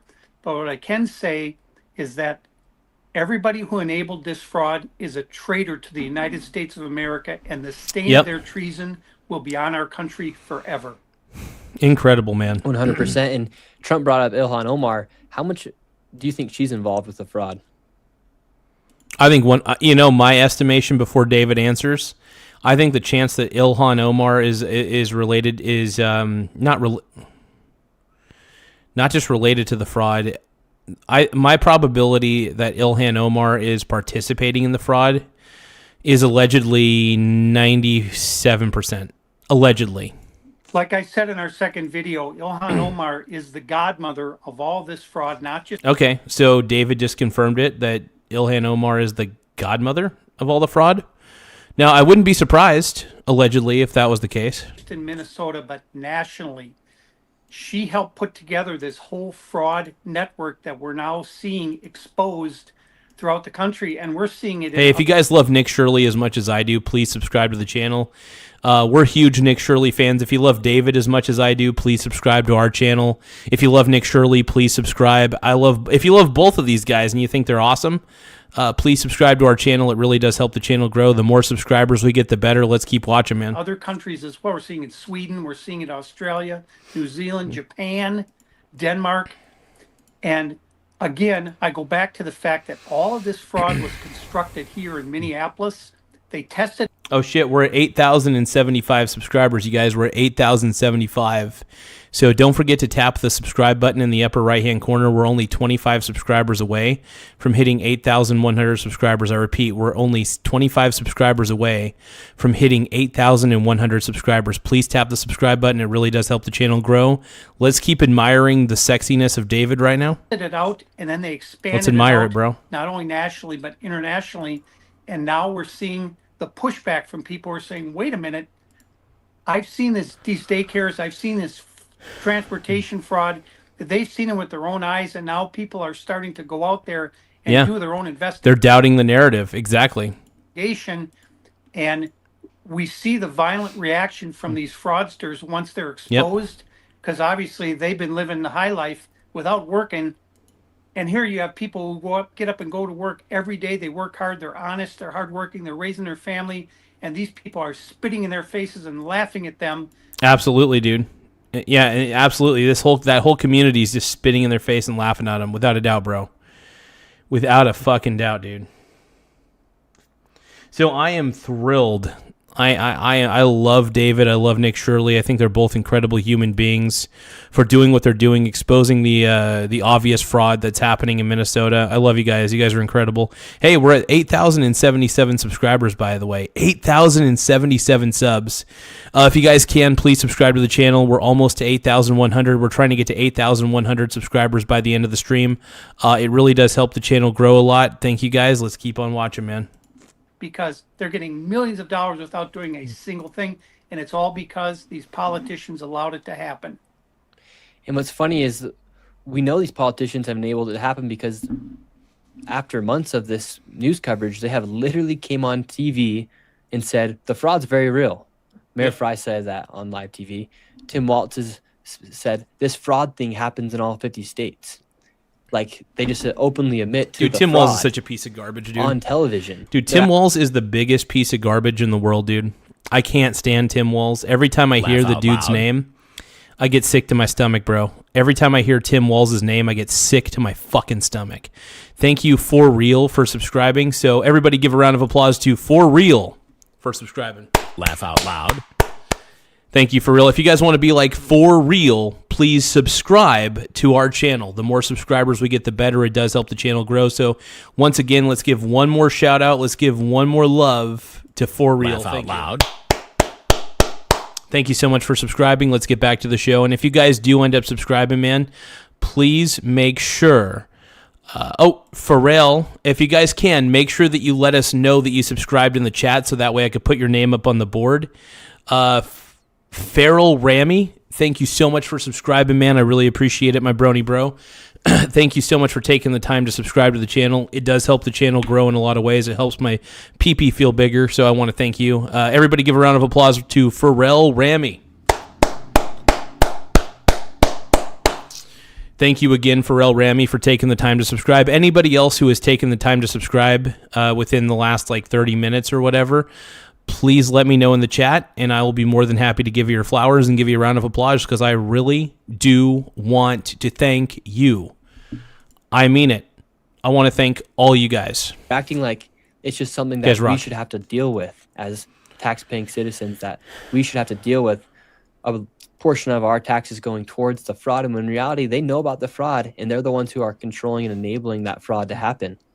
And you guys, we're at 8,078 subscribers. Once again, we are at 8,078 subs. I can't believe it, man. We're getting closer and closer every day to hitting 10,000 subs first off, but we're really close. I'm thinking by the end of the stream, we're going to get to 8,100 subscribers. I'm thinking. That's what I'm thinking, bro. Right for them. That's what I'm thinking. Just say, yeah, we know fraud's happening. This fraud thing, when in reality they could be the. Hey, thank you, Kate and Kacha. Farrell Ramsey says my wife will be subscribed in a few minutes. Thank you, Farrell. To both you and your wife, Farrell Ramey, I want to thank you big time for taking the time to subscribe to my channel, and also thank you for sharing the channel with your loved ones, with your family and friends. Hey, anybody who's watching, share this channel with your family and friends. We're trying to get to 10,000 subscribers before the end of the month. I think we could do it, but we're trying to get to 8,100 subscribers by the end of the stream. So I think we could do it. And I want to thank you, Farrell Ramey. Thank you for being so supportive, Farrell Ramey, and to Kate and Koch.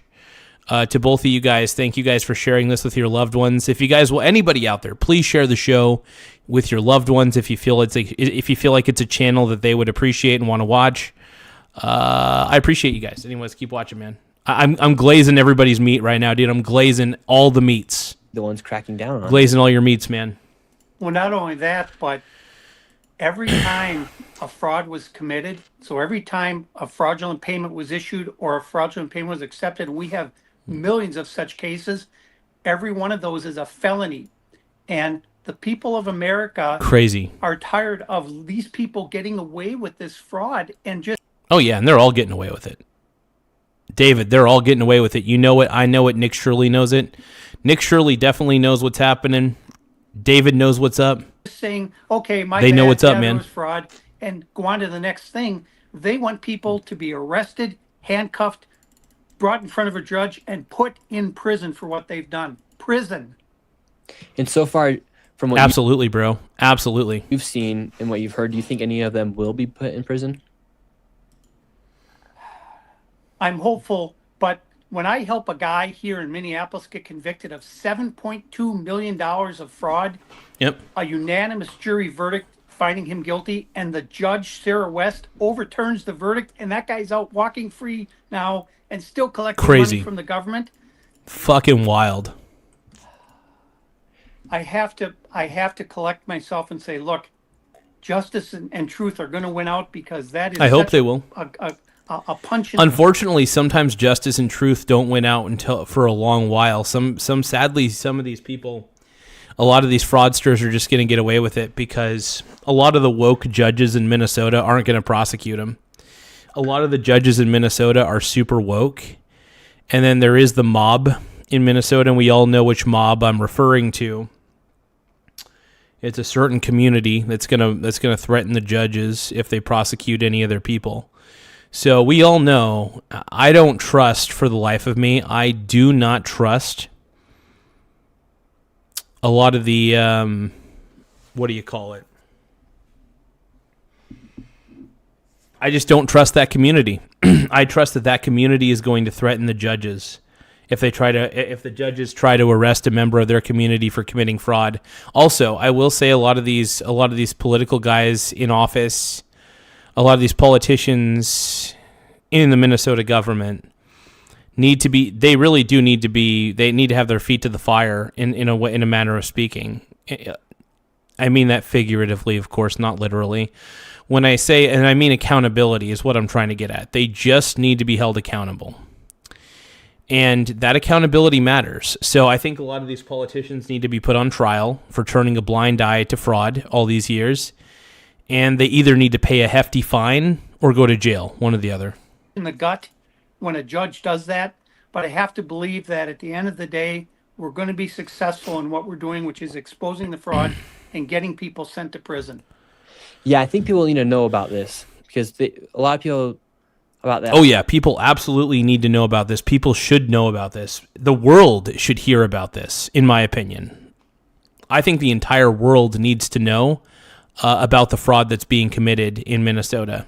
I also call Minnesota Somalia 2.0. I think they just need to rename Minnesota to New Somalia. I think that would be appropriate. Minnesota needs to officially change their name. They need to change the name of their state to New Somalia. Straight up. What you just talked about, the guy who got charged for $7.2 million. And then the jury found him guilty, but then somebody came in last minute and reversed it. He was literally found guilty. And let's actually watch this. It's about 3 minutes. It shows this. Let's see. Here it is. It shows what actually happened with this. Yeah, so I didn't see the video, but I saw the headline, Chris Rule. So Chris Rule is asking, yo, Mike, did you see the video footage of the suspect outside Nancy Guthrie's house? I saw a thumbnail of it, but I haven't seen the whole video yet, no. I have not taken the time to see the whole video yet. Sorry about that, bro. But I'll probably see it soon enough. I might even react to it here in a little bit, depending on circumstances. I'm probably going to watch some more Jeffrey Epstein stuff. You know, we're really nuts deep in the Epstein files right now. We're really nuts deep into these files. We're going cray-cray. They found this guy guilty of $7.2 million, and they let him walk free. A big reversal in a $7.2 million fraud case in Hennepin County. The judge has thrown out. Crazy. So the judge threw out the jury's guilty verdict. That's a level of corruption, man. I don't know. It seems like a level of corruption to me. But make sure you guys subscribe to the channel if you think that Minnesota is corrupt. If you think the state of Minnesota is too corrupt for its own good, please subscribe to the channel. If you guys love Nick Shirley as much as I do and you think that Nick Shirley is the man for revealing the fraud in Minnesota, please subscribe to our channel as well. The more subscribers we get, the better. We're trying to get to 8,100 subscribers by the end of the stream. It really does help the channel grow. And I want to thank you all. Let's keep watching. Out the jury's guilty verdict. This is a case Lou Raguse has been following since the beginning. The judge's actions could make it harder to prosecute state fraud cases in the future. Lou? Julie, it's extremely rare for a judge to reverse a jury's verdict in a criminal case. Jurors I spoke to today told me it was not a difficult decision to find Abdi Fattah Youssef guilty in a Medicaid billing scheme, and they're surprised. Wow, so even the jury was convinced that, dude, this guy was super fucking guilty, and yet the judge was like, no. You know what I want to bet? I bet the judge was threatened. I bet the judge was threatened by that specific community of people, and we know which community I'm talking about, by the way. I think the judge was threatened. I think that ended up happening, bro. I really do. I think that the judge was threatened by the entire community because the community is woke and the community loves Joe Biden. That's what I'm trying to say, dude. It's a bunch of Biden lovers, dude. I like Joe Biden. He's number one. I love him. He's lots of fun. Oh, God. Joe Biden's terrible, bro. Joe Biden's the worst, man. But let's do it, man. Let's do it. Keep on running, keep running. Yeah, everybody.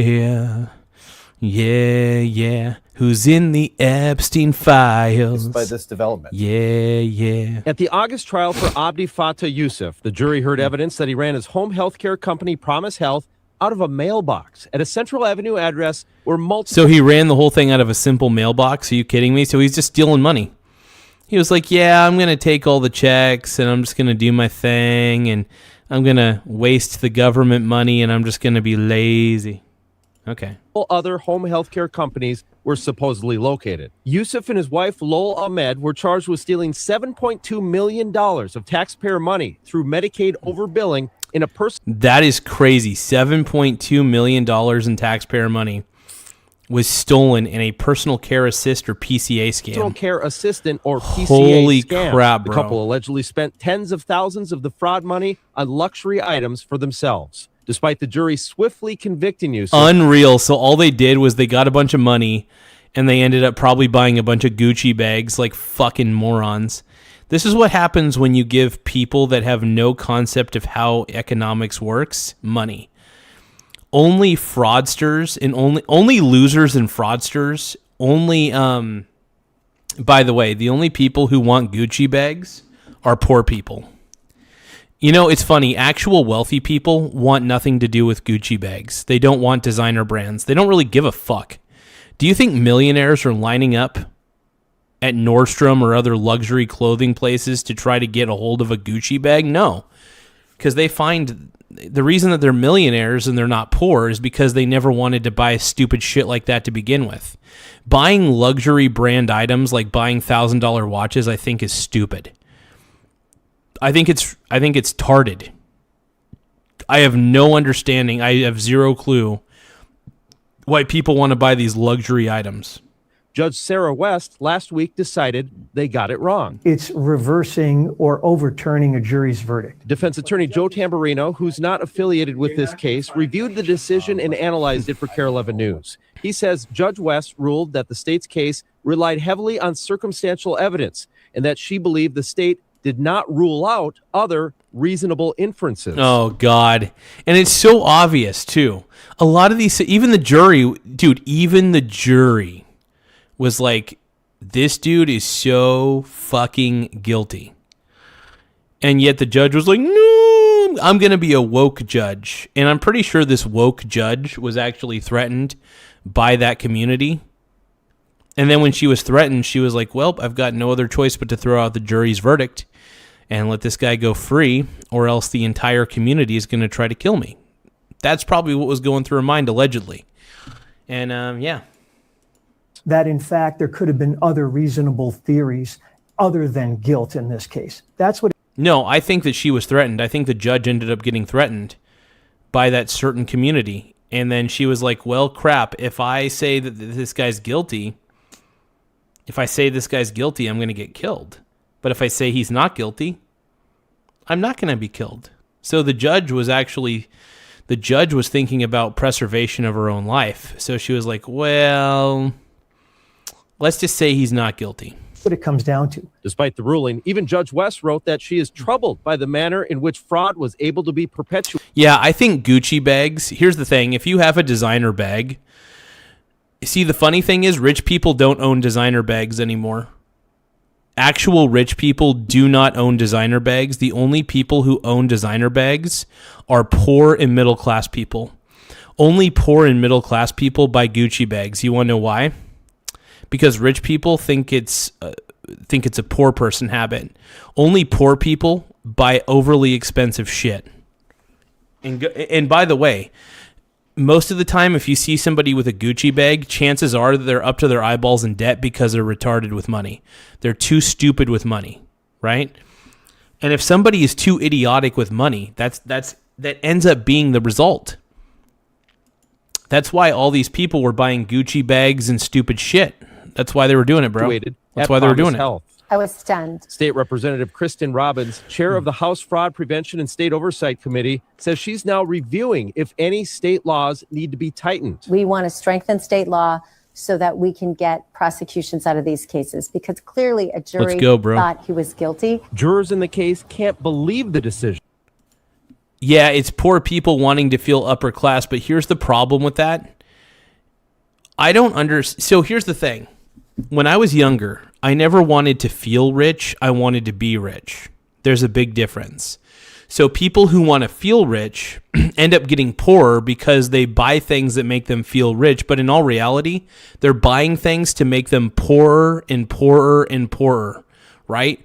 Poor people don't understand how people become rich. Poor people do not understand how people become wealthy. And that's why they're poor. Because not only do they have shitty money habits, but because they don't even bother researching how millionaires and billionaires get their wealth. You know, one of the reasons why I'm actually good with money and good with assets, do you want to know why? It's because I swallowed my fucking pride and I started reading about rich people. I watched interviews. I read their books. And then I started to realize, I was like, holy shit. All I have to do is copy what these guys are doing. And then I decided I'm going to copy the greatest investors of all time. I'm going to copy Warren Buffett. I'm going to copy Charlie Munger. I'm going to copy Ray Dalio. So I chose not to feel rich. I chose to want to be rich. And because I was trying to be rich, I started to feel rich. Once I started modeling Warren Buffett and Charlie Munger, I started feeling rich on the inside because I was modeling their investing habits. And that was a big deal to me. So yeah, only poor people buy Gucci bags is what I'm trying to get at. Only poor morons buy Gucci bags. Because designer brands shit, people who buy designer brands are poor.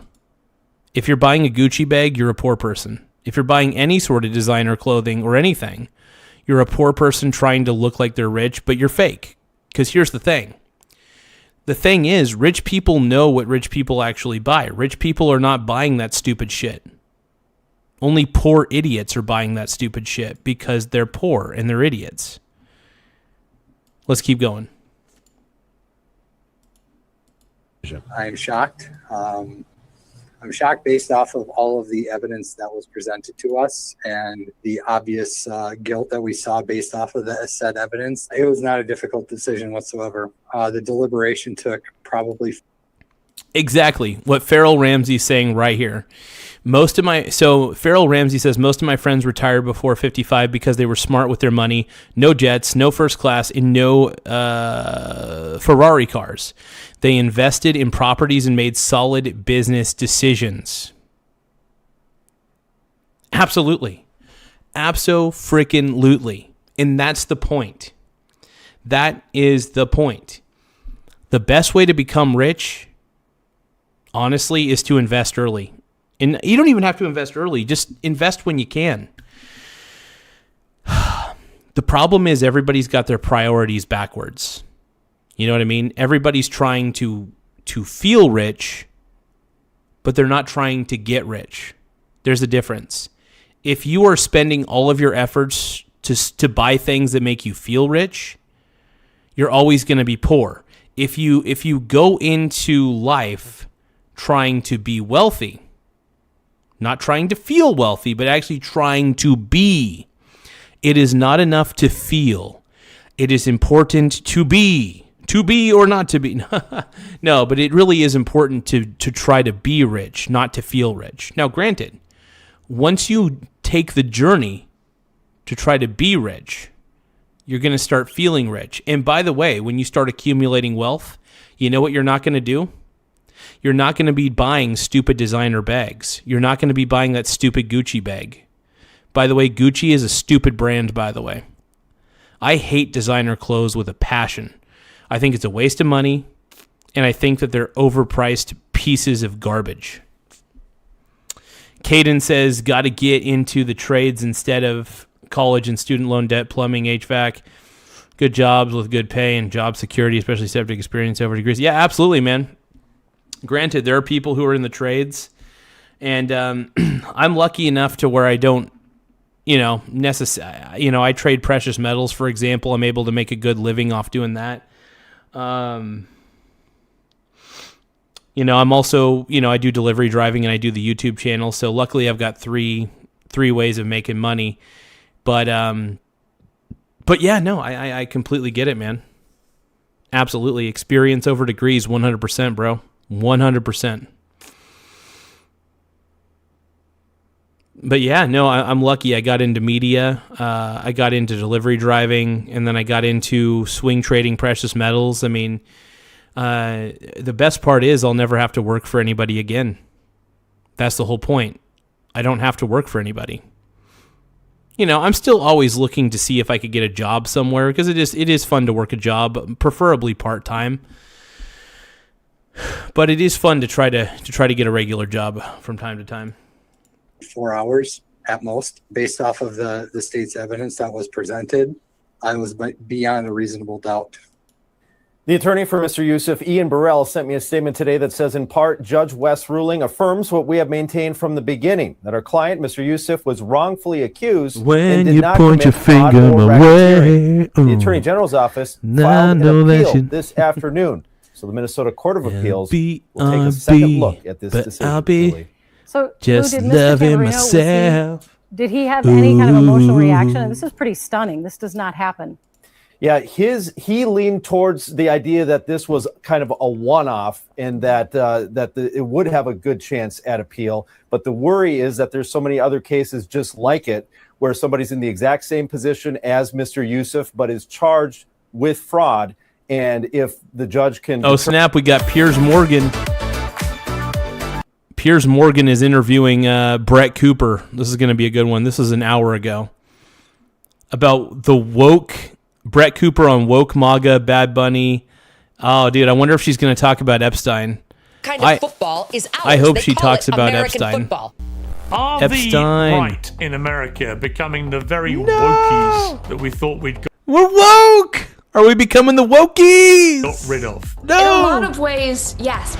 I'm kind of tired of getting outraged by the same thing every year. I think it's ridiculous for people, especially on the right, who get their panties in a bunch and clutch their pearls about everything that Hollywood does. Maybe I'm just... Yeah, Hollywood sucks. I mean, I think Hollywood is stupid, but I don't really give two shits what they do because I know they're delusional.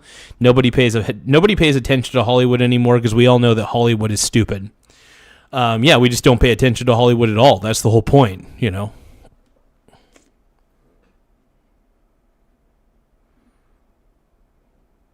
Farrell Ramsey says you could tell how much of a scam premium goods are. There is a Chinese company that will build you an exact replica of a Gucci bag, exact same source of material. He sells them for $100. He tells you that he's making about $60 per bag. Exactly.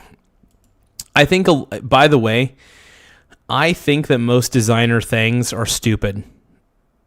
I really think that I think if you're paying like $300 for a watch, for example, I think you're a moron. I could understand maybe wanting to pay like maybe $100 for like a Casio G-Shock or something, you know, a quality watch. I get that. But at the end of the day, it's like, dude, come on, man. Seriously? Just a dumb American. No, I don't even know who that is. You don't know who Pavarotti is? Now, you are a world authority on somebody called Clavicular, who I have to say... Oh my God. Who's this dude? Is this that guy looks like a hunk. He looks like one of the vampires from he looks like he would be a vampire in Twilight a little bit. He looks like a Twilight vampire. I look like a Twilight vampire. Hasn't brushed my life particularly. He is a look-smaxer. Do you know what look-smaxing is? Piers Morgan's like, I've got no fucking clue what that is. President Trump and MAGA skillfully rode the post-woke wave as that whole joyless mindset came crashing down. The left have become the sneering, censorious ogres demanding puritanical... Yeah, it sucks that people care too much about social validation. Caden, I agree. The reason that people want to pay for a name and not the functional utility of it is because all they care about is social validation from people who don't really matter. You know, you're trying to impress people who don't even care about you. That's one of the reasons why I just kind of do my thing. Stop trying to impress people who don't give one fuck about you. Because they don't, at the end of the day, a lot of these people don't give a shit about you. Why should you care about their perception of you? You know what I mean? I think caring about other people's perceptions is so fucking stupid. It is so fucking dumb. Fealty. Conservatives Beyond were the stupid. ones having a laugh, to quote J.D. Vance, as star athletes honored the Trump YMCA dance and a nation bathed in woke tears. Well, last year's Super Bowl really proved the point. The ads were full of bros, burgers, and bikinis. The new president got a standing ovation. But how quickly things can change. Of course, it's difficult to maintain that renegade. The Super Bowl became woke. I will admit, the whole Bad Bunny show, I think Bad Bunny is I have never heard of Bad Bunny until recently, and I heard some of his songs, and I don't even think he's that talented of an artist. Granted, he's singing everything in Spanish, but I also love Rammstein, and they sing everything in German, and I think Rammstein is incredibly talented. I can tell a talented band even if they're not speaking English. Bad Bunny is a talentless hack. I listened to some of the halftime show, and I was like, because I actually ended up watching a little bit on the YouTubes, and I was like, so this is the halftime show that I'm supposed to be fawning over? No thanks. I'm not fawning over this spirit. When you're actually in power, you have to make unpopular decisions. People realize that you can't, in fact, please everybody all the time.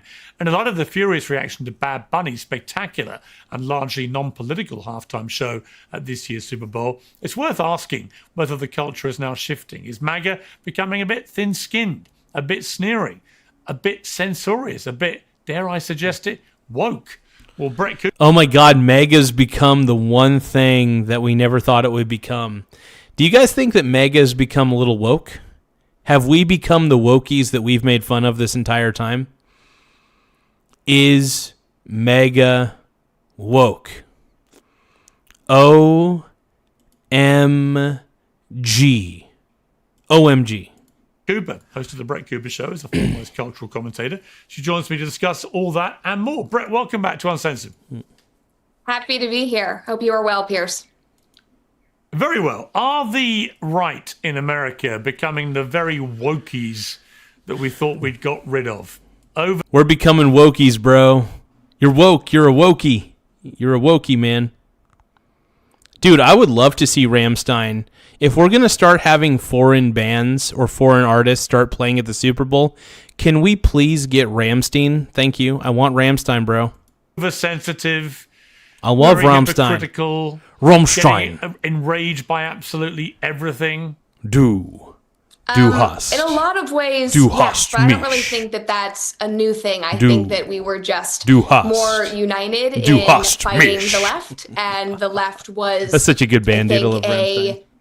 a bigger creature rearing its head. But now, because the right feels very fractured and we're debating a lot of big issues and people are... We're all woke, dude. The right has become woke. MAGA has become woke. Trying to find out who they're going to follow, especially in light of the assassination of Charlie Kirk. And I feel like he was just such an important person who held the coalition together, that I think there is just a lot of fracturing. And I talk about this on my show all the time, but I do feel like there is a lot of hypocrisy. Woke versus MAGA, man. Woke versus MAGA. No, I disagree with Brett. I think it's good to be a little bit pissed about the Super Bowl because, in all actuality, think about it this way. Bad Bunny playing at the Super Bowl is the equivalent of like a country artist like Luke Combs or whatever playing country music at a FIFA World Cup somewhere out there in whatever fucking country. I don't know. And people are getting outraged over things. That's what I think. I would normally Really think about it. Wouldn't it be weird if a country artist from America started playing music in some other country for like a FIFA World Cup or something like that? It would be weird. Nobody would want that because nobody wants that, period. Nobody in Europe wants to listen to that shit. I don't think anybody really likes country music, but the point I'm trying to make is having Bad Bunny do an all Spanish halftime show for an audience that is primarily English speaking, I think is idiotic, and they didn't even have subtitles. They didn't even have subtitles for it, as far as I know. just kind of let roll off us. Like, you were talking in your intro just there about the Super Bowl and Bad Bunny. And I didn't like I'm not too sure if they had, I can't remember if they had subtitles or not, to be honest. Performance. Like, it wasn't my cup of tea. I don't listen to his music. I think it is hilarious that in leading up to the Super Bowl, the football team, the Seahawks, their social media team did a funny video where it was like, hey, they talked to all the players and they said, so what is your favorite Bad Bunny song? And all the players were like, I have no idea. Like, I don't listen to him. They could not name a single song. One of the players even said, Pierce, he was like, I don't listen to her. Like, didn't even know that it was a man. And so it's not my cup. I don't think it was a lot of people's cup of tea, but I really am not spending a lot of breath getting angry about it because I am. I'm furious. Tristan Allen says, "Can you pull up the lyrics? You'll see why they didn't have subtitles." Got it. So he was probably talking about. Was Bad Bunny talking about gay sex? Was that what he was talking about? I don't know, dude. Was that what he was talking about? I'm kind of tired of getting outraged by the same thing every year. People were upset about Kendrick Lamar. But you know what I thought, though, Brett? Do you know what I thought? It was interesting because I didn't know much about Bad Bunny, if I'm honest with you. Really, like very everybody. little at all. I'd barely heard of the guy, right? And then I discovered after the Grammys, where he made his sort of quite political speech there, I thought, well, who is this guy? So I then did a bit of research. I discovered he's like... Oh, if you guys can, don't forget to tap the like button. We're trying to get to 100 likes in the next 30 minutes. Once again, we're trying to get to 100 likes in 30 minutes. I don't know if we're going to get there by the end of the stream. Maybe we will. But if you can, tap the like button. It really does help the channel grow. It does push the channel out to more people. So tap that like button if you can. I'm desperate, bro. I'm desperate for the likes. Zaddy. So Daddy needs the likes. Daddy needs to subscribe. So please tap the like button. It really does help the channel grow. In a lot of ways, the more likes we get, the better. Like. Tap that like button, man. Tap the fuck out of that like button, bro. Tap the like button. Do it. Okay, let's keep watching, man. He's the biggest singing star on planet Earth. He is Spotify's most downloaded guy year in, year out for the last few years. He is a Latino rapper of unbelievable popularity and success. He's also, in many ways, a kind of American dream story. You know, he comes from Puerto Rico, from very little money or anything, or privilege. His dad was a truck driver. His mum was a teacher. And he worked hard. He was part of a God-fearing Catholic family. He went to church. He was, by all accounts, a very good young man. And he gets into music and he progresses and he keeps working hard. He's very... Do you guys think that Bad Bunny wants to be like Diddy, allegedly? Do you guys think that Bad Bunny's going to end up like Diddy? I wonder if Bad Bunny ever looked up to Diddy. They call me witty, P. Diddy, disciplined, no real scandal attached to him, and he becomes the biggest Latino rapper in history and the pinnacle for any entertainer of any kind, if you're in America, and for the rest of the world, frankly, is to be the halftime show at the Super Bowl. So I woke up this morning in London. I didn't look at social media deliberately. I decided to just watch the whole halftime show from start to finish and make my own mind up. And I loved it. I thought as a spectacle, it was the best thing I've ever seen in halftime. You know, I think the best show was probably Michael Jackson. Piers Morgan is so fucking woke, dude.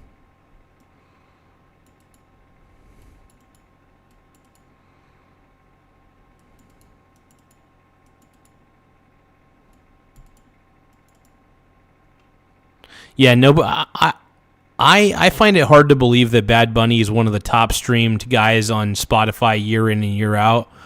That's shocking. I mean, he's probably a really huge Latino artist around the world. Honestly, I had never heard of Bad Bunny until I heard he was going to be the Super Bowl performer. Yeah, I don't know. Yeah.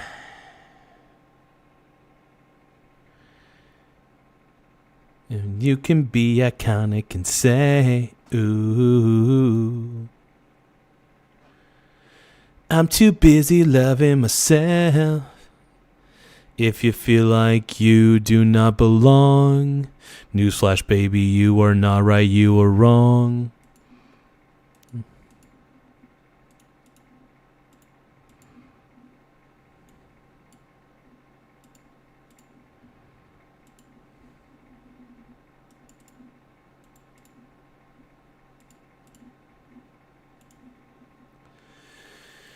Okay, so we're gonna watch the rest of this here in a second. I gotta fill up my jug.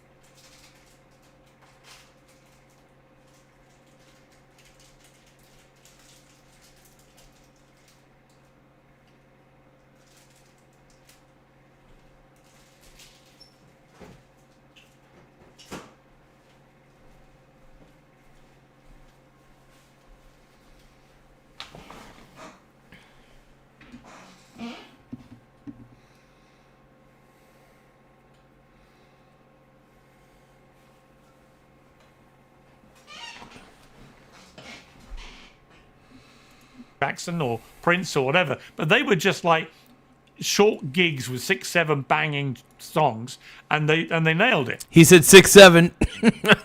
Piers Morgan said 6-7. He said he's got bangers with 6 or 7 songs. 6-7, 6-7, 6-7. Oh my God, he said 6-7. Piers Morgan said 6-7. OMG, OMG, OMG, OMG. Piers Morgan said 6-7, 6-7, 6-7. Oh my This guy God. put on a kind of Broadway production on a massive scale, and he told a story. It was about love and about marriage. It was actually a real marriage went on in the middle of this, which he took part in. He talked about America being part of the Americas as well, and how he wanted unity and everyone coming together. It was hopeful, it was inspiring, it was positive. And at the end he said, God bless America. And by the way, I loved the way he performed, and I loved the singing, and I thought, I'm not that used to it, but I love Latino music. I think he's brilliant, this guy. So now I'm a big Bad Bunny fan. But then I turned on social media. Piers Morgan is woke. He's a Bad Bunny fan, bro. Hell yeah. No, I but don't then I know. turned on social media. He's so and woke. suddenly I realized, I actually, love the he's woke the devil Piers incarnate. Morgan. It was all disgusting, all disgraceful, blah, blah, blah, blah, blah. And I thought, really? Come on, guys. If you guys can, though, please tap the like button. We're trying to get as many likes as possible. Tapping the like button does help the channel grow. If you guys love Donald Trump as much as I do, please tap the like button. If you guys think the Michael Garza Show is pretty tight, please tap the like button. If you guys love Brett Cooper, tap the like button. Let's go, man. Come on. I also watched the Kid Rock thing. The Let's rival go. one. That was good to watch, too. I enjoyed that as well. Why can't we all just agree they were both pretty good? Well, I think that's the point that that I'm walking away with, is that it's great that there's another option, because again, every single year people on the right, and I have partaken in this, and this year I just don't think I really had the energy. Like, I barely watched the Super Bowl. I was in the kitchen with the baby making chocolate chip cookies and hanging out with my family and friends. But it's great that there are multiple options, because again, every single year there is outrage. There is some kind of satanic symbols. Get behind myself. I need to rewind myself. Listen for the playback. Let's throw the playback. They say that every man bleeds just like me. And I feel like number one, yet I'm last in line. I watch my younger soul, and it helps to pass the time. So if you guys can, tap the like button. It makes me feel so good, and it makes my peenor big. Maybe I forgot all the things I missed. Oh, somehow I know there's more to life than this. But yeah, please tap the like button, though. The more likes we get, the better. It does help the channel grow. It helps my pee-pee grow. And so please tap the like button, you guys. It does help the channel grow in more ways than one. The more likes we get, the better. Let's keep going, man. Let's They keep don't rolling. like what Kendrick Lamar is talking about. They don't like the Rihanna did this. They don't like the Beyonce did this. Whatever it is, there's always outrage. Everybody's going to have an opinion. And so I do think it's great that TPUSA offered an alternative. It was great. It got millions of views. I think it's like 120 million people watch the halftime show every year. So I don't know if 6 million or 35 million, whatever the number is, who tuned in to watching either the full show with Turning Point or just the clips. I don't know if that's going to make a huge dent for Jay-Z and the NFL if they're going to reconsider, but it was great that there was an alternative, that people could go direct their attention to something else, that there was something. Yeah, anybody who wanted to watch Kid Rock during the halftime show, they could. If they didn't want to watch woke ass Bad Bunny, they're like, I don't want to watch this woke shit. People are done with woke. People have been done with woke for a very long time. And I think Bad Bunny is the definition of woke Hollywood. So yeah, no, I get it that people didn't want to watch the Bad Bunny halftime show. I'm glad I didn't have to sit through that shit. And why the hell would I?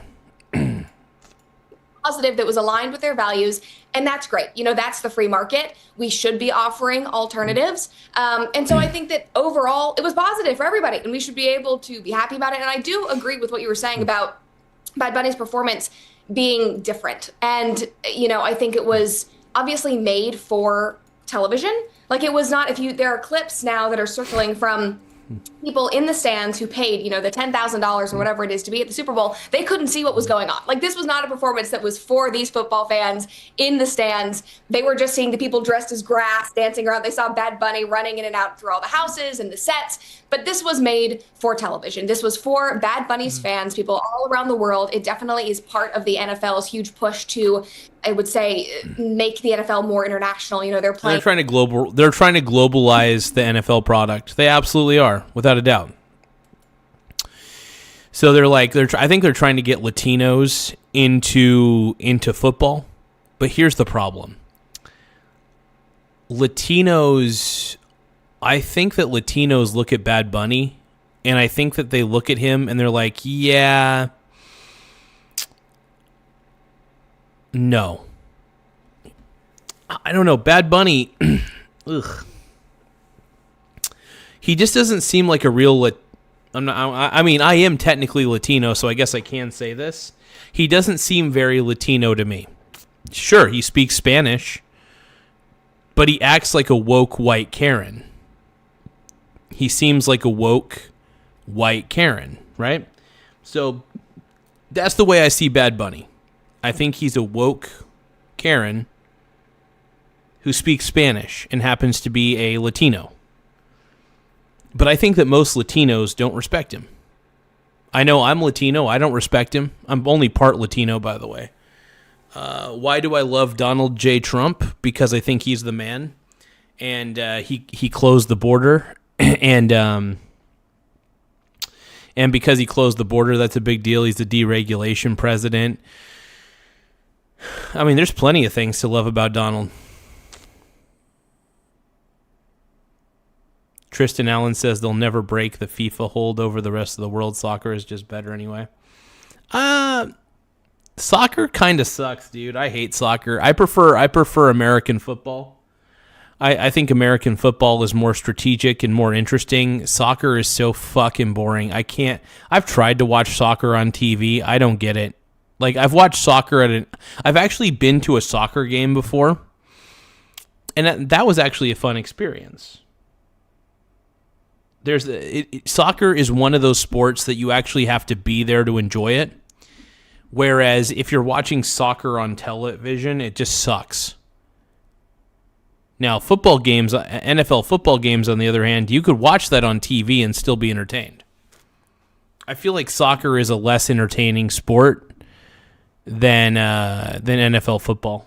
That's the way I see it, at least. And games overseas now, they're trying to bring in bigger fans. That seems like why they brought him on and why. I think the NFL has a problem here, though, because when you end up trying to please everybody, you end up pleasing nobody.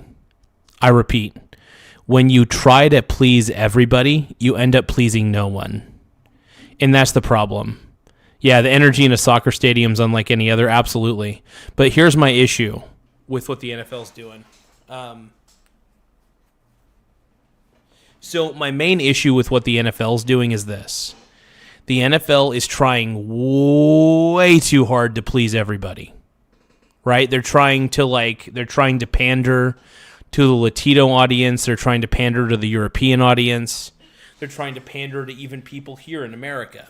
But here's the problem, man. If you alienate your American fan base too much, the only people who really want to watch American football, here you end up creating a problem, in my opinion. If you try to globalize the NFL a little too much by forcing it down like Europeans' throats and Latinos, Latinos, if you try to force it, I think it ends up being a problem. I really do. And I think the NFL is trying so hard to please every single demographic that they're just going to end up making every demographic angry at them. And that's the problem. It's the old... Dude, take my show, for example, right? Take the Michael Garza Show. as a great example of this. I don't pander to anybody. I make a show that I want to make that I believe some people will gravitate towards. I believe that a lot of people like this show, but I also believe there's a lot of people who don't like the show too, right? I am not out to change anybody's mind who already hates my guts. If somebody hates me and somebody doesn't want to watch my show, I don't even bother with them, because if they don't understand what I'm trying to what I'm trying to do, they will probably never understand what I'm trying to do. However, for the people who actually want to watch the show, I want them to stay. I don't need everybody in the world to love the Michael Garza Show. I don't want everybody in the world to like the Michael Garza Show. I don't think that's a good idea. Even if it's possible, I don't want it. Seriously. Deceiver123M says hi. Hello, Deceiver123M. How you doing, my brony bro? Don't forget to subscribe to the channel. The more subscribers we get, the better. It does help the channel grow in a lot of ways. So if you guys take the time to subscribe, it means a lot to me, and I want to say thank you guys. Give me just a moment, though. I got to check. But yeah, do you guys see what I'm saying? I think the NFL is trying to please too many people. And the old saying goes, if you try to please everybody, you're going to end up pleasing nobody, right? So the whole idea is don't pander to an audience. Do not pander to demographics. Just be whatever the hell the NFL actually is at the end of the day. What is the NFL? It's the National Football League. What is football? It's a game that Americans primarily love. So if you know who your core audience is, Americans, why in the frick would you ever do a full Spanish halftime show? How idiotic. How fucking stupid. Because you know the type of people who are football fans, right? Rednecks. Do rednecks want to see a halftime show where it's a Spanish-speaking dude? No. They don't. And here's the thing. I don't think a lot of Latinos really care to watch NFL football. I don't think they were ever interested to begin with. I mean, I love football. I think it's a great sport. But for the love of Christ, man, the NFL's trying to please everybody. And at the end of the day, if you try to please everybody, you please no one. Not a single fucking person, bro.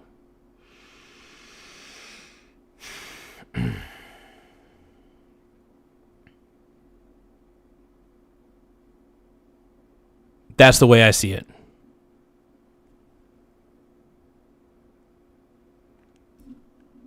Fresry69 says, as someone from Europe, please, why do you clowns not care about the Epstein files? Oh, we care about them.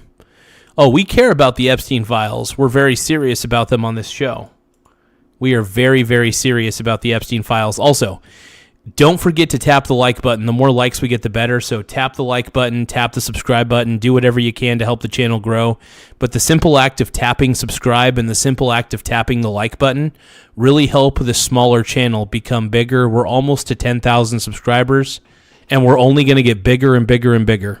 They made it so for television. We're going to keep getting bigger, bro. Stand on a stage. So that was cool, but I can understand the frustration of people who were sitting there going, I can't even see what the man is doing. But anyway, so it was interesting. He's not my favorite performer. I also didn't love, as an American who speaks English, that I couldn't understand any of it. I think that having subtitles. Yeah, no, it shouldn't have been all Spanish. The primary demographic of people who are watching were not Spanish speakers. Like I said, it would be like sending Luke Bryan, Luke Bryan, the country artist. It would be like sending Luke Bryan, a country artist, to the FIFA World Cup to perform at their halftime. I don't really know how soccer works. I'm assuming there's a halftime in soccer. Do you guys see what I'm saying? Why? You know what I mean? Like, why would you send an artist who speaks a language that the other countries who are participating in the FIFA World Cup probably won't even understand? You know what I mean? Does that make sense? So why would Bad Bunny be the Super Bowl halftime performer? It doesn't make sense. Not in the slightest. Not one of his songs was sung in English. You guys don't do halftime shows? Maybe that's why soccer's not popular in America. I don't know. I have no idea. I'm just not a big soccer fan. I love NFL football, though. I'm all about the National Football League, man. I love them. Titles would have been a very easy way to include more people and try to find some common ground there. The fucking World Cup does not do dumb stuff like that. Here's the problem, though. The World Cup is dumb because soccer is an inferior sport. I firmly believe that soccer is the stupidest fucking sport on planet Earth, and I don't know why it's popular. I'm not kidding on this one. I think soccer is a stupid sport. Every time I watch soccer on TV, I want to fall asleep. I mean it. Soccer is the most boring sport in the world, and it's so sad. It is so sad that the most boring sport in the world is the biggest sport in the world. Granted, I got to take that back. Fresry 69. I'm sorry I called soccer the dumbest sport in the world. It is actually the second dumbest sport in the world. The first dumbest sport in the world, baseball. Baseball, because I'm not smart enough. First off, it's not hard to figure out soccer. Soccer is a very easy fucking game to figure out. There is nothing, you don't even have to be intelligent to figure out soccer. Yeah, it's full of ads and full of stops. See, here's the thing about American football. It's more like a chess match. First off, American football is more like a chess match, and soccer is more of a, I don't even know how to describe soccer. Soccer just sucks. Like, soccer's a shitty sport, dude. Soccer is the second worst sport in the world. I know. I said it. By the way, granted, I love playing baseball. I can't sit through an entire 9-inning game. I can't. I'm not going to lie. I love holding a baseball bat. I love hitting the ball. And I've played baseball in my life. I can't stand watching baseball. Baseball is the worst sport in the world to watch. Second worst in the world to watch is soccer. Okay? First is baseball, second is soccer. I can't sit through a baseball game. When I was younger, I'll grant it. When I was younger, I used to like baseball. I still do like baseball. I like playing it. I don't like watching a full game. Baseball is one of those things that I can't watch a full game. It's tough, dude. I can't do it. But yeah, no, I would say baseball. Actually, I'll take it back. I think baseball is the most overrated, and soccer is the second most overrated, right? Tristan Allen says American football is a chess match where the ref can make a bad call and cause you to lose a championship so their buddies in Vegas get paid. But no, I do like baseball, granted. And look, I love the Seattle Mariners, so I did watch baseball games when the Mariners actually made a playoff run. We almost went to the World Series, by the way. Almost went to the fucking World Series, bro. But yeah, no, I do have to say that baseball might be the worst sport in the world to watch. It's the I got to admit, for being one of the most boring sports to watch, it is the most fun sport to play. Oh, TJ's making a valid point. TJ makes a very valid point. What about golf? Okay. I got to admit, I left golf out of there. Well, golf is more of an individual sport, right? Golf is about the individual. I'm talking about team sports mainly. So I would say the worst team sports to watch are definitely going to be baseball and soccer. Those are the two worst when it comes to having to sit through a game. Watching those on TV is torture. I can't stand watching soccer on TV. I can't stand watching baseball on TV. I've done it. It's not fun, though. Now, granted, golf, I can't stand golf, and I hate watching golf. Golf is the worst sport to watch on TV. I got to admit that wholeheartedly, man. Watching golf on television is fucking torture. It is absolute 100% torture. I totally get it, man. That is so fucking accurate, bro.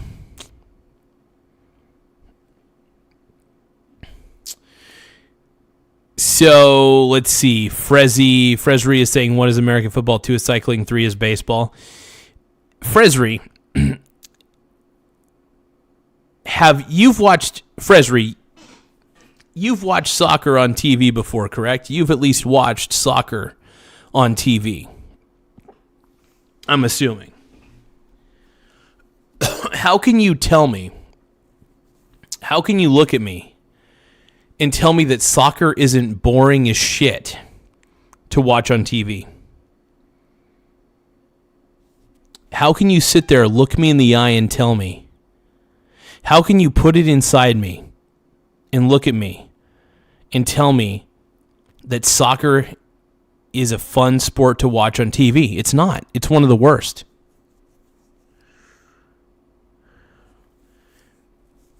Yeah, but American football is actually fun. American football is actually fun to watch. Soccer is fucking boring. But yeah, golf is the worst sport of them all, dude. I agree with TJ completely, man. Did I watch American soccer or real football? I think all soccer matches are stupid. So Fresry says, bro, 3.8 billion watchers. More like 3.8 billion morons. Come on, bro. Am I right? Come on. I do think that there were, bits and pieces. Hang on. So look, 54 million. I'm not going to lie. I'm very hypercritical when it comes to soccer. I think that I really, as much as I'm dogging on baseball right now, I do in my heart of hearts believe that soccer might be the worst sport in the world to watch. I think that soccer is the worst sport in the world. It's so fucking boring, and it's not even that clever of a game. Soccer is not that clever of a game. American soccer is not real soccer. Don't they follow all the same bullshit rules? In American soccer, don't they follow all the same stupid rules that they do in regular soccer? So what is real soccer? Are we talking about the FIFA World Cup or whatever? Million Americans have Spanish as their first language. It's all the same bullshit. At home, okay? And that number is accelerating very, very fast. It's oh, God. Piers Morgan is such a twat, dude. Piers Morgan is such a fucking twat, dude. Second most used language in America. And as I pointed out to other guests this week, Americans don't even speak American. You speak my language, English, right? You already speak a... That's true. We're speaking the language of Piers Morgan, bro. Foreign language is mine, right? So this idea that because it's Spanish, all hell has to break loose when 54 million people in the country speak Spanish as their first language and many millions more understand it. I don't think 54 million people in this country have Spanish as their first language. That seems a little absurd. I don't think that's true. I mean, it might be.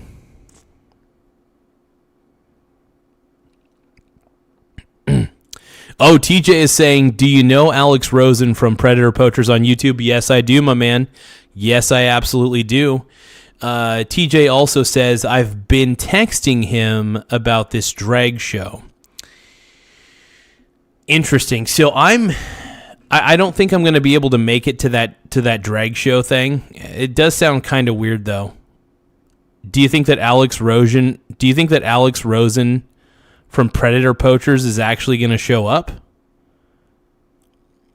TJ, if you don't mind me asking, what did he say back?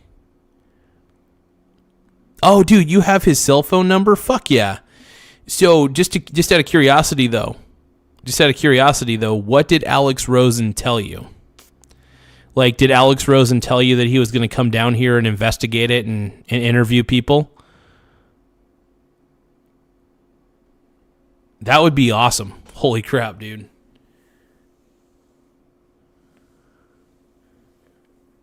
That would be amazing, actually. That would be tight. Hell yeah.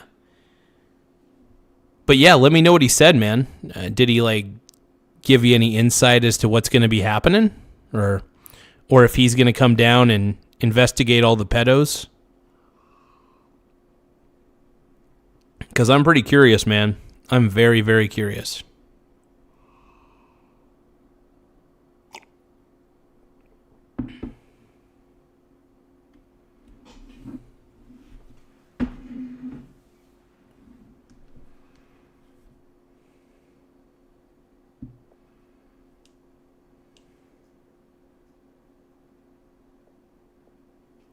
Give me one moment, though. Give me one moment.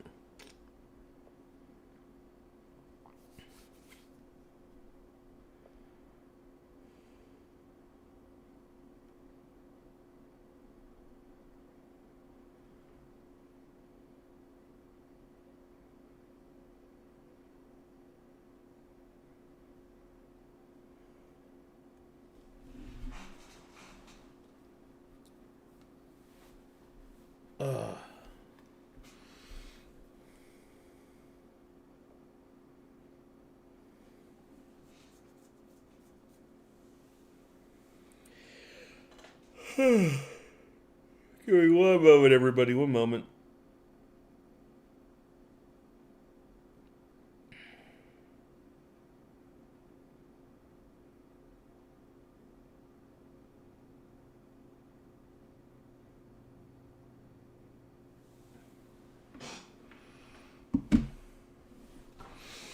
Okay, so TJ is saying he said he would make a post about it, but I gave him the Facebook of all the people organizing it.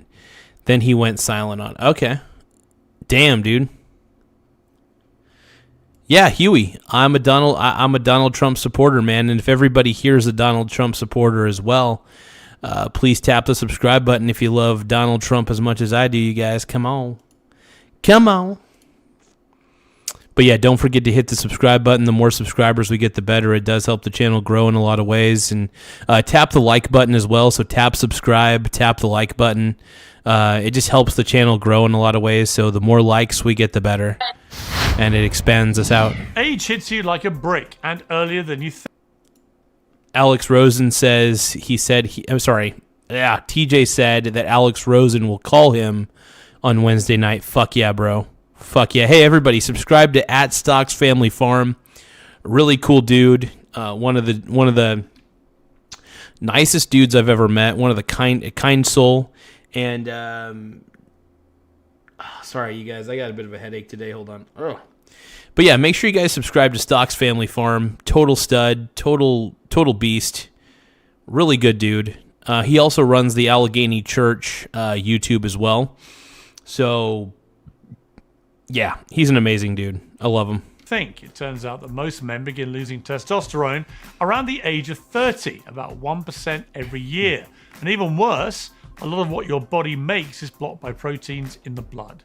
Well, Mars Men helps turn back the clock naturally and free up usable testosterone. No needles, no synthetics, just real support. Mars Men. I think I've got low T, bro. I think I've got low T. And I'll tell you why. Because I can grow a beard, but not very well. And I think it's like because I have some Native American traits, because I'm pretty much hairless. I don't grow a lot of hair. I mean, look at this. I have like no hair on my body. I'm like a shaven bear. I am a shaven bear. Straight up. Users report feeling stronger, their recovery is better, and their energy is steady. Mars Men has 8 natural, clinically dosed ingredients. It's made in the United States and is third-party tested. They offer a 90-day money-back guarantee with no risk. More than 91% of users report higher energy, and thousands swear by it. For a limited time, uncensored viewers get 50% off for life, plus free shipping and 3 free gifts at mengotomars.com. Yeah, dude, do you guys think I should check that out? mengotomars.com. So that, because do you guys think I'm a soy boy? Do you guys think I'm made out of soy? Perfect way to kick off the new year strong. That's mengotomars.com. But thank you guys for tapping the like button, and also thank you guys for tapping the subscribe button too. We've been getting a lot of subscribers, a lot of people tapping like, a lot of people tapping subscribe, and I just want to thank every single one of you for being so supportive. Everybody's been incredible so far, so I want to thank each and every one of you. For 50% off and 3 free gifts at checkout. After your purchase, they will ask you where you heard about them. Please support our show and tell them that I sent you. Yeah, but this is my point being, I said, but Brett, when you hear Luciano, as I've said this to other people, when you hear Luciano Pavarotti sing Nessun Dorma, is your first thought, well, I can't understand a bloody word of it. Why doesn't he sing it in English? I don't even know who that is, Pierce. Maybe I'm just a dumb American. No, I don't even know who that is. You don't know who Pavarotti is? Okay, well, I know. Now I do know who that is, but I don't know what that song is or what you're referencing. But when I'm thinking about the NFL, when I'm thinking about football, which is a purely, it is a central part of American culture, I understand that people are going, hey, I would love to be able to watch the halftime show. And I'm not saying that he needed to speak, English or sing in English or change all his lyrics, but offering subtitles. I would say the same thing for Shakira, for people to actually be able to know what she's singing. And a great example of this is now people are debating on X. I don't know if you've seen, Pierce, but they're pulling songs of his that are completely inappropriate. They're disgusting. They're incredibly sexual. And they're saying, how can you defend this? This was not actually traditional values. He sang this. People who speak Spanish are going, no, actually, that was not any of the songs that he sung. He was actually singing, different things from his portfolio. If we could all be on the same page and know what he was saying and be able to revel in that so it wasn't just a visual experience, regardless of who the performer was, I think that'd be great because it is in America. This is an American sport. But the point I would make, the point I would make is Kid Rock's lyrics can be pretty fruity. Yes, for sure. And so well, Kid Rock is kind of fruity, but anyway, I think Kid Rock kind of reminds me of a fake conservative a little bit. I don't really consider Kid Rock a true conservative. Agree with that. And I think that conservatives who, and don't get me wrong, I like Kid Rock. I think he's a great artist, but sometimes he feels a little fake to me. There's something about Kid Rock that feels just a wee bit fake. You know what I mean? Still a talented artist. I think he's a MAGA guy. I don't think he's very conservative. I think he's really hardcore MAGA, though. Hail Kid Rock. I think that that's kind of ridiculous if you are angry about. TJ says we need Metallica or Creed for the halftime show again. I don't think Metallica's ever actually done a halftime show. Have they? Out of all the bands that deserve to do a halftime show, Metallica, absolutely. I don't know if Metallica's ever done a Super Bowl halftime show, though. And I'm surprised they haven't, to be honest. Somebody else's, sexual songs and you're angry about whatever. I'm not a big fan of Kid Rock. I've never met the guy, but I did appreciate in his performance. And, if we're talking about what was more traditional and appealing to people, he started off with one of his songs from, the late 90s, early 2000s, where he was, singing about sex and lewd acts and that sort of thing. And then there was this whole transformation where then there was an acoustic Christian hymn that was played, and then he comes on stage as himself and he sings that Cody Johnson song. So it really, very much like Bad Bunny, he also had, a story that he was telling, and then he shows himself being redeemed and trying to find God. So there was a reason for that. And because it was in English, we could all hear that. But to your point about Kid Rock, I agree. I think it's ridiculous for people, especially on the right, who get their panties in a bunch and clutch their pearls about everything that Hollywood does, and what people in the main... Yeah, it's at this point, everybody should know that Hollywood is woke as shit. Everybody should be aware that Hollywood is the definition of woke. And there's nothing you could do to change. And I don't want to change Hollywood. Everybody knows that Hollywood is corrupt, and nobody needs Hollywood anymore. Hollywood is dead. Hollywood is dead. You can find it in yourself. I don't want to take you dancing when you're dancing with the world. You can flash your caviar and your $1 million car. I don't need that kind of girl. But if you get to California, save a piece of gold for me. If it's the only thing you save, well, I bet you never wave when I watch you on TV. So don't go higher for desire. Put it in your head, baby, Hollywood is dead. You can find it in yourself. Keep on loving what is true, and the world will come to you. You can find it in yourself. Oh, yeah. Keep it in your head. Hollywood is dead, baby. Oh. Keep it in your head. Hollywood is dead. Hollywood is dead. Mainstream media do to then, for example, with Nicki Minaj, just welcome her with open arms when, yes, she's hanging out with Donald Trump. Oh, get it, bro. Get it, man. No, do your thing, man. I'm just chilling out. I'm just doing the crazy live show, but I appreciate the participation, everybody. Peace and light life. Says my ears singing made me leave. Oh, keep on loving what is true, and the world will come to you. You could find it in yourself.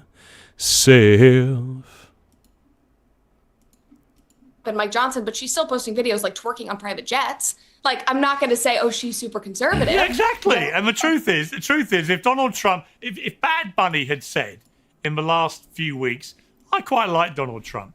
Donald Trump's statement last night on Truth Social would not have been, this is the worst halftime act of all time. It would have been, Bad Bunny crushed it. I love Bad Bunny. In other words, none of this is really that intellectually honest. It's just tribal. It's politically tribal. That's it. Well, I think it's people wanting to be outraged over something, which has just become such a tenet of American politics, probably just geopolitics. Well, yeah, tribalism and outrage culture. So we live in outrage culture. It sucks.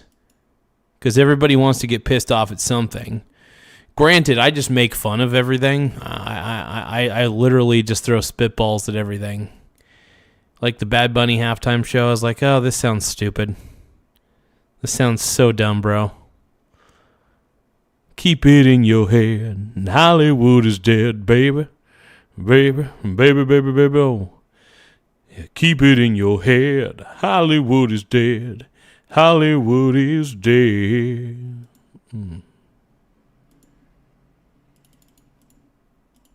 Thank you, guys. One more moment. Give me just another moment here. Keep on loving what is true, and the world will come to you. You can find it in yourself. I could sing that song all day long in a Juicy Man thong, bro. All day long in a Juicy Man thong, in a Juicy Man thong, all day, all night. Everybody knows it keeps me feeling tight. Everybody knows all day, all night. It's in this Juicy Man thong. Because I wear my Juicy Man thong all day, all night. Every day, every night.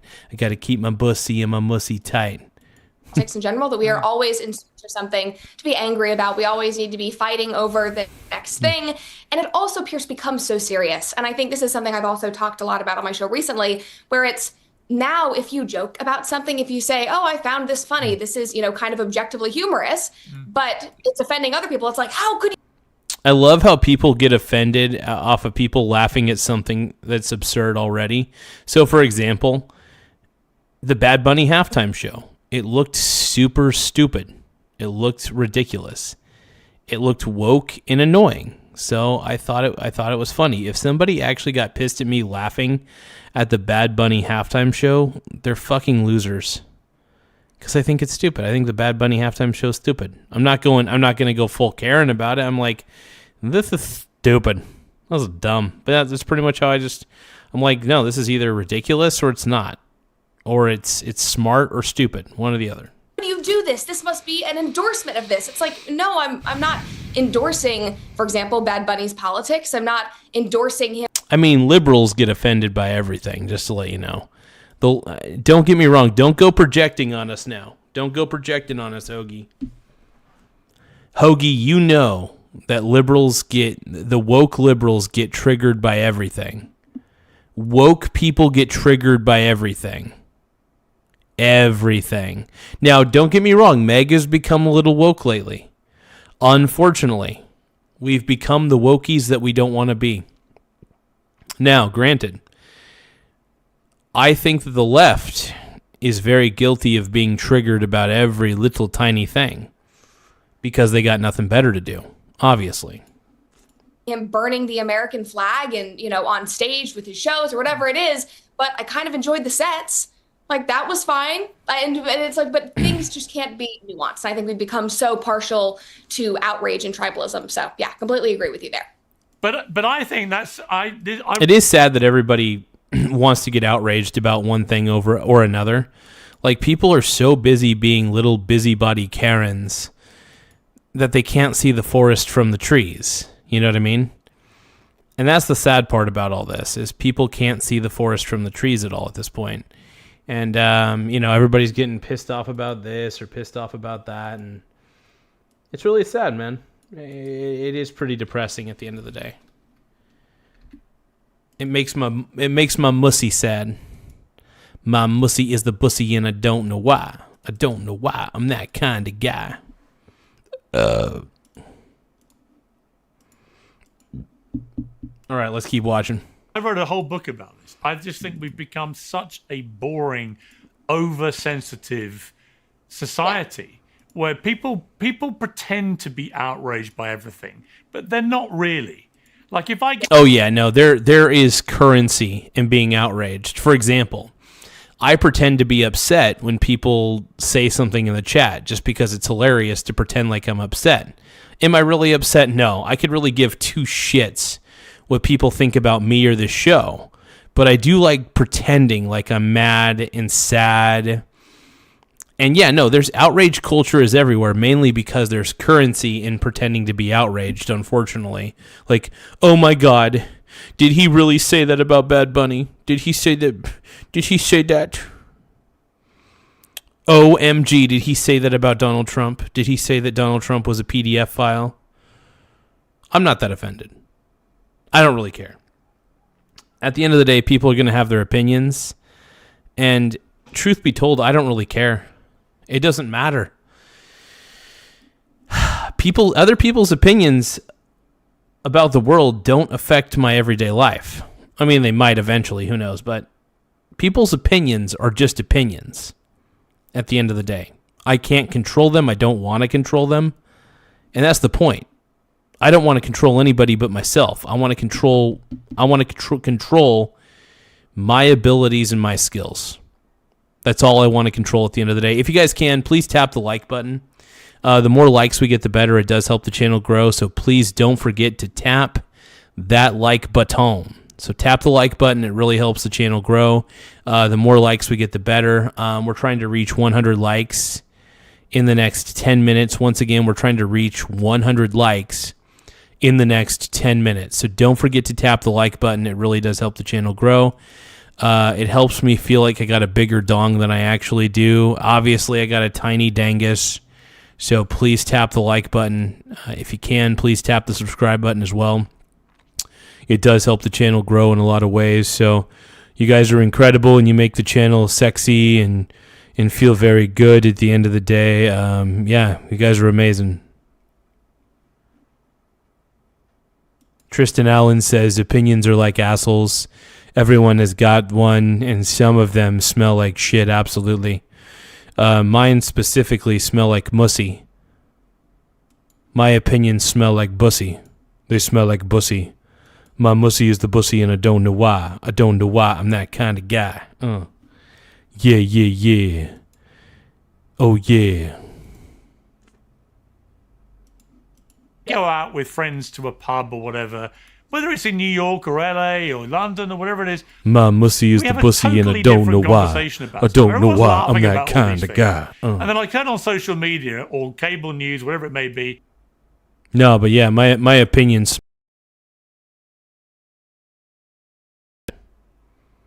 It's my mic. I think my microphone tweaked. My microphone suddenly stopped working, bro. Uh-oh. Oh, you guys, I think I might have to buy a new microphone here pretty soon. Hold on.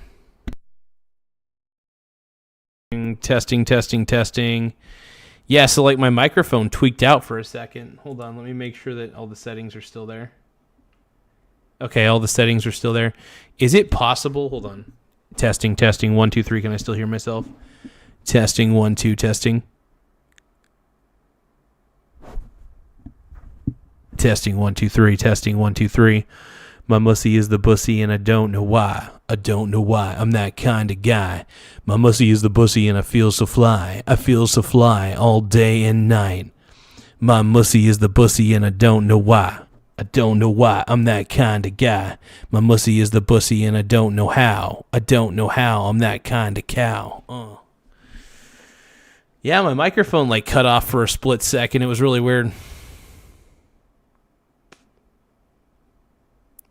Thank you, Kip Terry, for tapping the like button, though. I appreciate you for tapping that like button, bro.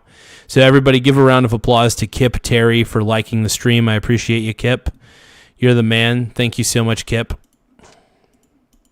Or shows like mine, and everyone's raging away like this is the end of the world because Bad Bunny, said something about ICE, which, by the way, ICE has not had a great month. Let's just be crystal clear. There are some things that ICE does that I agree with, but when you're shooting American citizens in the streets, it's probably not great for the image of ICE. You're allowed to be, as an American, as Bad Bunny is, you're allowed to be pissed off about that. A lot of people were. I was.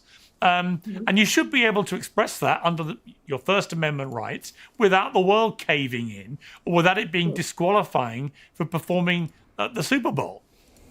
Yes, and to further that point, you are allowed to say all of those things. We live in the greatest country on earth, in my opinion, where you are allowed to criticize your government and speak your mind, but you are also not entitled to an audience, that's why it's great that USA offered an alternative. So if you're outraged over it, turn your outrage to something positive, support the people who are. Yeah, I'm not entitled to having 8,000 subscribers, but you know what? I got them. Shoes on my feet, I bought it. The clothes I'm wearing, I bought it. 'Cause I depend on all the women who independent. Throw you. Let's see. Mr. Cravensworth says, so your YouTube live is just venting about your own insecurities surrounding politicians and talk show hosts and randomly trying to sing in a half-ass rhyming fashion. I mean, dude, Mr. Cravensworth, you might have just described the Michael Garza Show in the most accurate way possible. So Archer says, simp scribe. Absolutely, you guys. It's not only is it very important to subscribe to the channel, it is very important to simp scribe to the channel as well. The art of simp scribing is very important as well.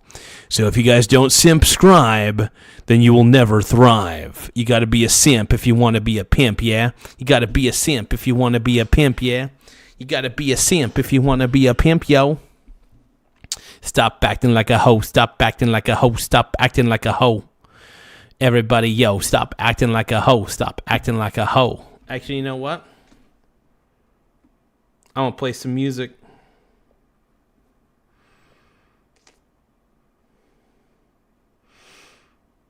I'm so pissed.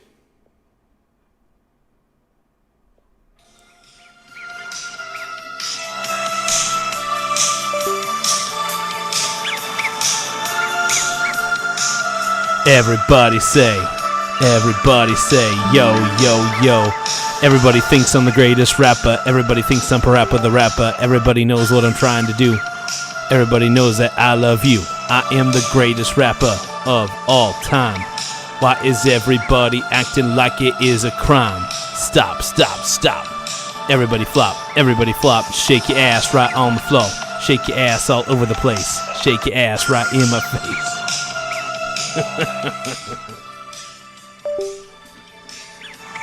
Why is everybody looking at my butt? Everybody thinks I'm a super butt slut. Everybody keeps on tapping my ass. Everybody keeps on tapping my ass. All day long in a juicy man thong. Juicy man thong. All day long in a juicy man thong. All day long in a juicy man thong. Juicy man thong. Juicy man thong. Everybody wants to know. Everybody wants to know. Simp, simp, simp. And I am a pimp. And I don't know how I got here, so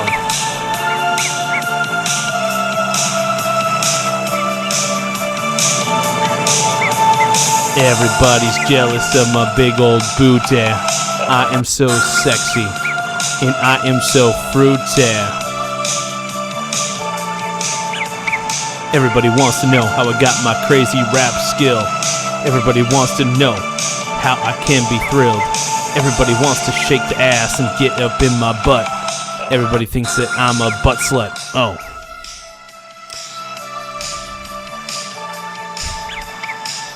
Tristan Allen's asking, when the album coming out, I'll buy a copy, dude. I don't know, dude. I need a record deal. Does anybody want to sign me to their record label? I'm pretty sure there's a record. I'm pretty sure there's a guy gooning on their phone, and they're probably a record label artist, and they're like, damn, dude, while I'm gooning, I just came across the greatest white rapper in the US of A, and all his homeboys, they think that he's gay, and they don't know why, that he's kind of fly. Everybody knows he's that kind of guy. Let's keep going.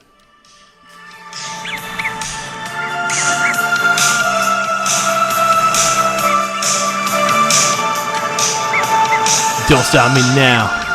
Don't stop me now. I'm gonna touch. I'm gonna be everywhere. I'm gonna shake my penis. I'm walking down the street and I'm about to skeet. Cause I'm walking down the street and I am gooning all day long. All day long in a juicy man thong. All day long in a juicy man thong. I be gooning all day and night, and it's so tight. And I know I've got the rap skills all day. Hey, hey. Everybody wants to feel. Everybody wants to know. I've got a tiny wiener, and I know it's gonna show. I've got a tiny peener, and I know that really is so. Why is everybody making fun of me? Am I like Tim Walz deep down eventually? Tim Walz and I are gonna run the world. Garza and Walz, 2028. Garza and Biden, 2028. Everybody knows that we gonna be great. I'm gonna be woke and I'm gonna be gay. Woke Joe Biden. I love Joe Biden. He's number one. I love Tim Walz, cause he's lots of fun. I don't care if Tim Walz turned a blind eye. All I know is he is not that kind of guy. He is not that kind of guy. He is not that kind of guy.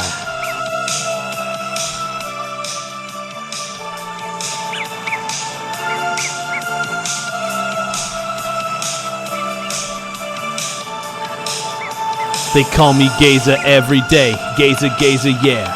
I'm the greatest rapper every time I take a crapper.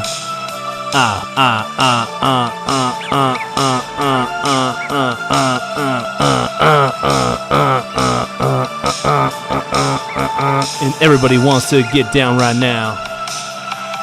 I'm gonna take a dump on your chest. Cause I know I'm the best. I will take a dump on your chest. Tristan Allen knows what he is talking about. Everybody knows I'm gonna make you scream and shout. The Michael Garza Show has got it on lockdown. Everybody watch out where I'm gonna wear a crown. Everybody feels. Archer says. Archer says Diddy Garza 2028. Everybody rock, everybody roll, everybody get up in my hole. My beehole is so loose. It's looser than you could ever know. My beehole is so loose. It's looser than you know.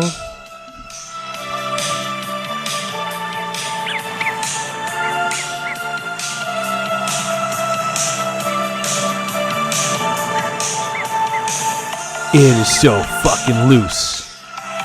Why? Why is it so loose? Looser than a goose. Why is my beehole loose? Why is it loose? And why is my dong small? Why is my dong big? My dong is so small, and I pretend it is big. My dong is so small, and I pretend it's big.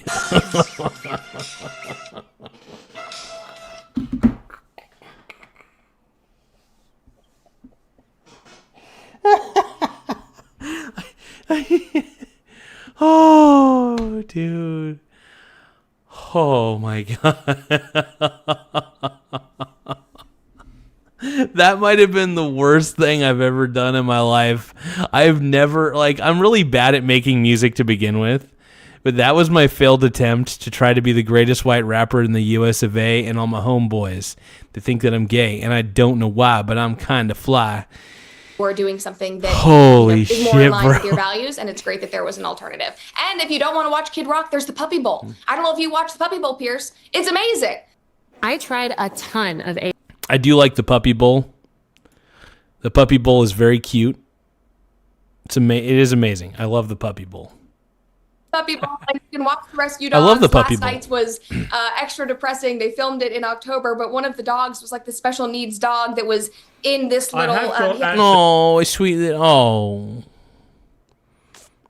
I love that. I love all dogs, man.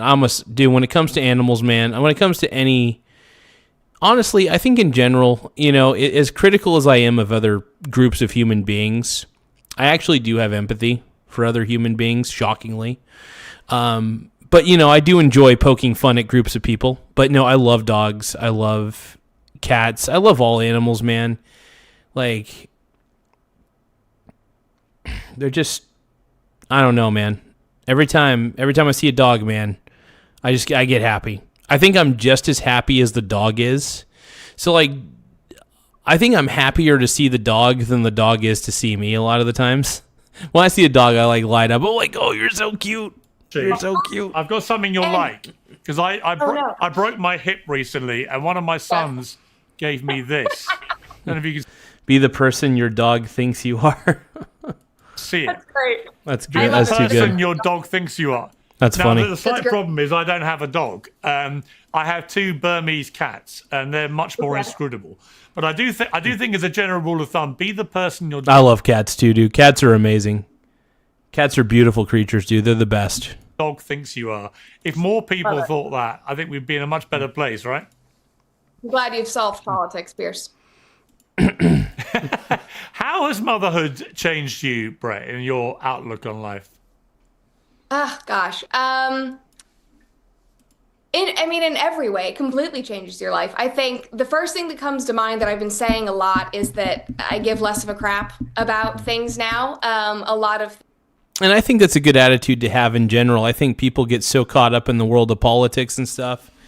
I think it's good to just focus on like your family at home and stuff like that. Obviously I don't have kids or anything, but I think in general, whether you have kids or no kids, I think it's good to actually not to take too many things seriously outside of what you're doing. That's just the way I look at life. Obviously, some people take politics a little too seriously. I'm not really that serious of a guy. If you want to take politics seriously, everybody out there, be my guest. But I've never really taken it too seriously. I can't stand the woke agenda, though, so I guess there's a part of me.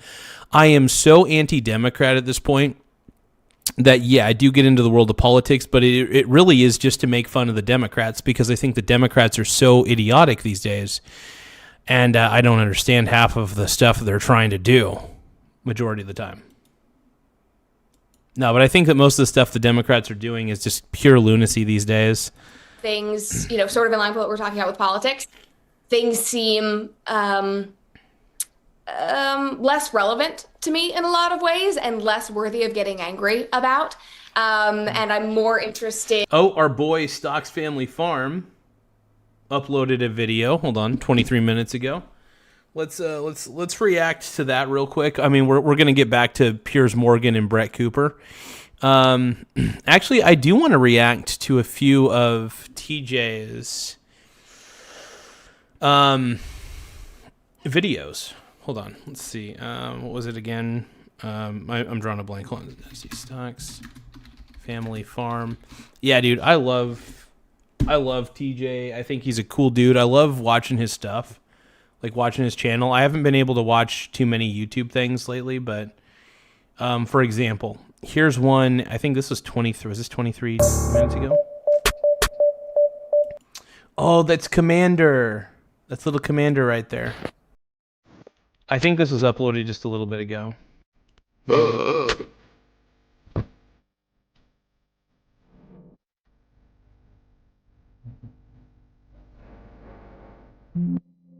Well, it does have copyrighted music, maybe. Hold on. Let's go to one that doesn't have music, at least. Hey, look, there he is. Oh, this is, by the way, this is Boomer. TJ's pig. Really dope. Hey, Boomer.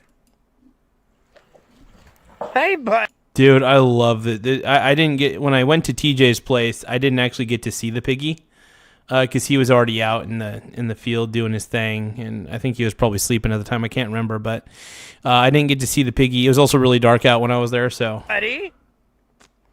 You want some food? How about right here? He's a hungry boy. Dude, I love that piggy. He's not gonna like that. He's eating his feed. Here, let me get over little this piggy. fence. He's so cute, dude. Little Boomer. Your chickens, go. Leave him alone. Yeah, Boomer's a big boy, man. Boomer's a big boy. He don't want you in his face. Hi, Boomer. Hi, Boomer. Dude, Boomer's so cute, dude. Look at that face, man. Look at that face. Boomer's such a sweet pig. Is that good? He's a big old piggy. Boomer. A big old boy. Yeah, dude. Boomer's such a cool pig.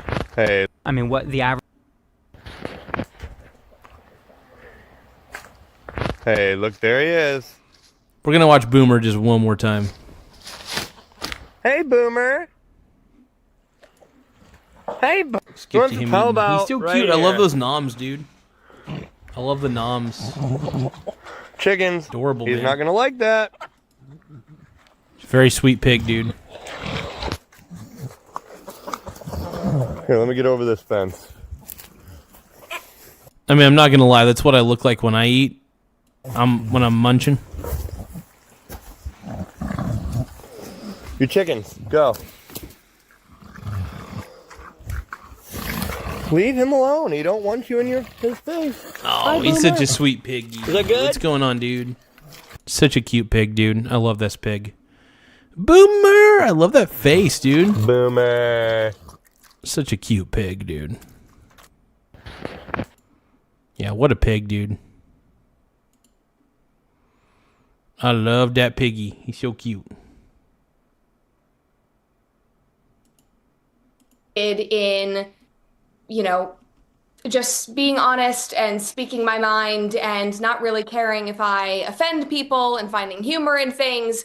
And I think a lot of that goes back to, you know, I just, you know, brought this child into the world. This is the most important thing in my life. I don't need to spend all of my energy being angry 24/7 about things. I would rather find humor and try to offer some unity and just common sense. And I think it was very easy, especially over the last couple of years, just to continuously get more and more angry and outraged by things and allow people on social media who are just sitting behind their phones 24/7 to derail. Yeah, and there's really no reason to get too angry. I agree with Brett on this one. So there really is zero reason to get too angry about things that happen in the world.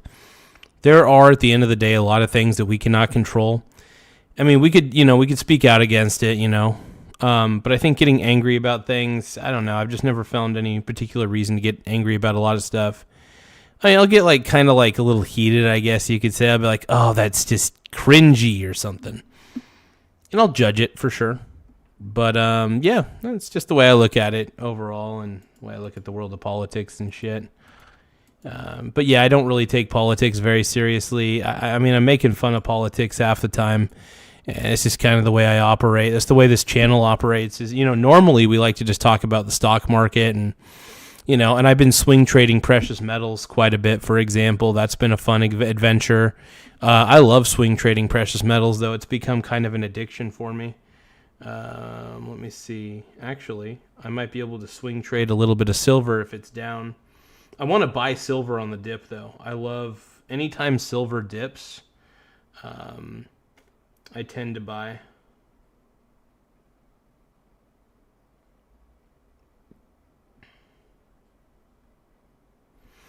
But yeah, anytime silver dips, though, it's, in my opinion, a buying opportunity. So, give me a few moments, people.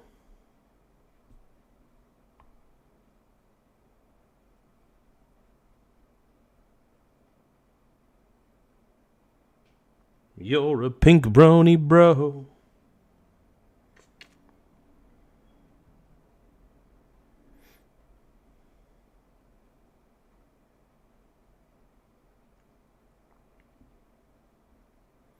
Oh, actually, I can't remember if I actually paid my electric bill this month. Hold on. I'm pretty sure I did, but hold on. Give me a second, you guys. I gotta check that out.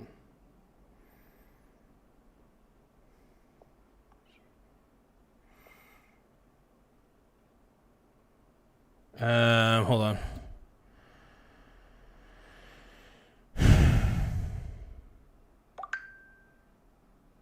Typing out a quick message real fast.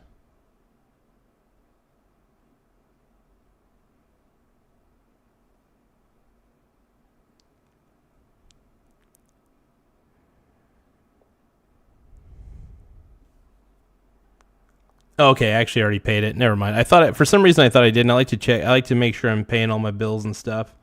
So I got that paid. I got that paid. I got that. Okay, everything's paid. Never mind. Everything's good. False alarm. Oh, hold on. One more thing to check. I'm pretty sure it's paid as well. I make sure I pay my rent on time all the time.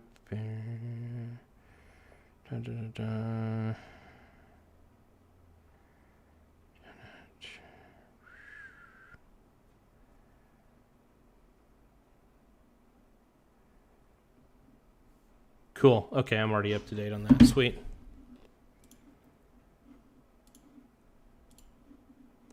Give me a moment, you guys. Let's keep watching. The way that I view the world and my mental well-being and my, you know, my joy. And I think that I'm a pretty joyful person. And so I think that that has recalibrated me in a great way and to focus on the good things. But it's not just, you know, I say that, and then I also want to acknowledge that it also has made me more serious about other things, because I want him to grow up in a world that is full of common sense. I want him to grow up in the country that I know and love, and not have it be, you know, taken over by people who hate him as, you know, a young white man. Yeah, no, exactly. And that makes perfect sense. Sometimes you have to, I think the most important thing is to care about issues that are relevant to you. Because you know what? I'll tell you this. Obviously, if you see a real injustice in the world, speak up, obviously.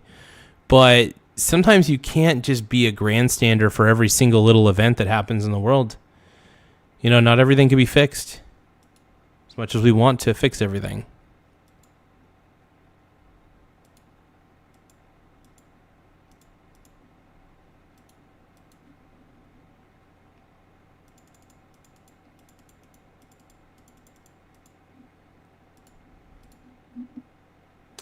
Give me just a moment, folks. You know what? We're going to watch Jeffrey Epstein being grilled about being a predator. Hey, everybody, Dr. G. Dr. Top G. Dr. Top G is analyzing Jeffrey Epstein. So Dr. Top G is analyzing the body language of Jeffrey Epstein. But Dr. Top G is going to explain the body language of Jeffrey Epstein. Make sure you guys subscribe to Dr. G Explains. He's pretty dope. And also I'm going to tap the like button on his video because I like him. Dr. Top G. He's a top G. Top G. Here, I'm a clinical and forensic psychologist as well as a body language expert, and today we're going to be analyzing the behavior and body language of Jeffrey Epstein during a 2010 deposition. Before we get started with this, a couple of quick things. One, I wanted to make sure you know this is not a psychological evaluation of any kind. These are just my opinions. In addition to that, I do want to remind you to like and subscribe if you want to see more content just like this. All right, let's go. What we're going to be analyzing today is Jeffrey Epstein's deposition from a civil litigation lawsuit by one of his victims. All right, let's just jump right in. Good morning. We're now on the video record. Today is Wednesday, the 17th day of February, 2010. The time is 11:16 a.m. We're here at U.S. Legal Support, 444 West. We're already seeing lots of body language, and this has only barely begun. We're going to go back, and I'm going to show you what we've seen. So what Epstein's thinking is, why the fuck am I here, bro? Why am I here? Why should I be here? That's what he's thinking to himself. He's like, Epstein is thinking, I don't know why I'm here, bro. I'm innocent. I is innocent, bruh. That's what he's thinking. And obviously he's not. Obviously Epstein is guilty as shit. Epstein. So far, and then we're really going to look at the highlights because this deposition is like 90 minutes. There's no reason for us to cover the whole thing, but I will cover the most interesting parts. On the video record. Today is Wednesday, the 7th. So the first thing you saw was that he was brushing his fingers through his hair. That's a way to ventilate your hair when you're starting to feel anxious. It's a way to calm yourself down. But he also wants to appear stud, dude. He wants to appear noble and stoic. I get it. Casual. So you see him glance up at the person speaking, and he looks away, starts playing with his hair, starts brushing his hair. Good morning. We're now on the video record. Today is Wednesday, the 17th day of February, 2010. The time is 11:16.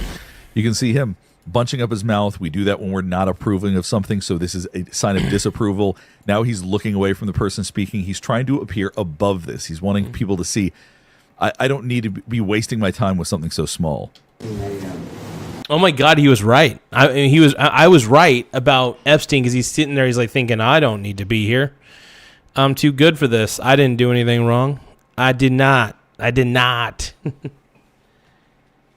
Why did you say that I'm a bottom of the barrel grifter, bruh? We're here at U.S. Legal. What are you talking about, Brownie? Brony? Right here. This is a sign of aggression. Hell no. The time is 11:16 a.m. We're here at U.S. Legal Support 444. You can see he was baring his teeth. We do that. If you guys can, please make sure you tap the like button. We're trying to get to 100 likes before the stream ends. We're currently at 75 likes, so make sure you tap the like button. It really does help the channel grow in more ways than one. It helps my pee-pee grow as well. When we're feeling angry. Number 5020. See, you can see he's wiping his eyes, trying to act like this is boring. This is not interesting to him. I really don't need to be doing this. 08CA0280. Yeah, Epstein's like, why am I here? Can somebody please tell me why I'm here? 51NBAB. The matter of. Because sometimes people do these things to soothe themselves. And maybe when he was running his fingers through his hair, there was a bit of that. But I see a lot of these expressions as him trying to do a performance. He wants people to see how silly he thinks all of this is. Raise your right hand. Do you swear or affirm the testimony you're about to give will be the truth, the whole truth, and nothing but the truth? Yes, ma'am. Can you give us your name? Jeffrey Epstein. And there he is, putting his chin in his hand, trying to show disinterest, trying to show that none of this is getting to me. This is all boring to me. Okay. Generally, I think you would agree that you devised a way for young females to come to your house. Hold on, you guys. I'm a little bit pissed. There's a title of a video called the creator's called Swan Bitcoin, and it's saying the Bitcoin sell-off that nobody predicted. What happened? I predicted it. I predicted that Bitcoin was eventually going to go down to zero or at least crash quite a bit. I knew that Bitcoin was going to crash. I tried telling you guys beforehand, but none of you morons listened to me at all about Bitcoin. You guys were like, Bitcoin's going to go up forever. Bitcoin's going to go to $1 million a coin. And I'm thinking to yourselves, you guys are fucking grifters, bro. Anybody who shills Bitcoin on their channel is a fucking grifter. If you are a crypto YouTube channel, if you're a crypto YouTube channel, why do I keep saying channel, then you're a piece of crap, dude. No, Bitcoin is for human traffickers, by the way. The only people who use Bitcoin are criminals. Only criminals use Bitcoin. And engage in Straight varying up. degrees of sexual activity.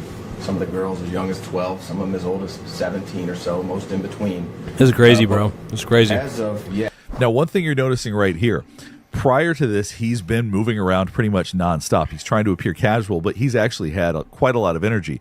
Now, as he's stating this, as the attorney is making these statements, you see him sitting very still. He has stopped moving.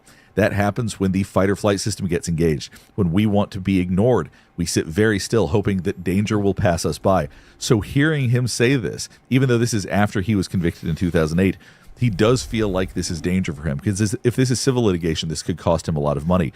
So you're going to see, as he's being asked these questions, you're going to see him just freeze and stop moving. Sexual activity. Some of the girls as young as 12, some of them as So old as Epstein is going to freeze up completely because he's nervous. He's like in shock. 17 or so, most in between. But as of yet, you haven't provided an explanation. So I want to provide you an opportunity to tell the jury at this time why. See, no The movement volume's at pretty all low. during that entire period. You did it. I'm going to object to confusing, compound, and irrelevant as wording.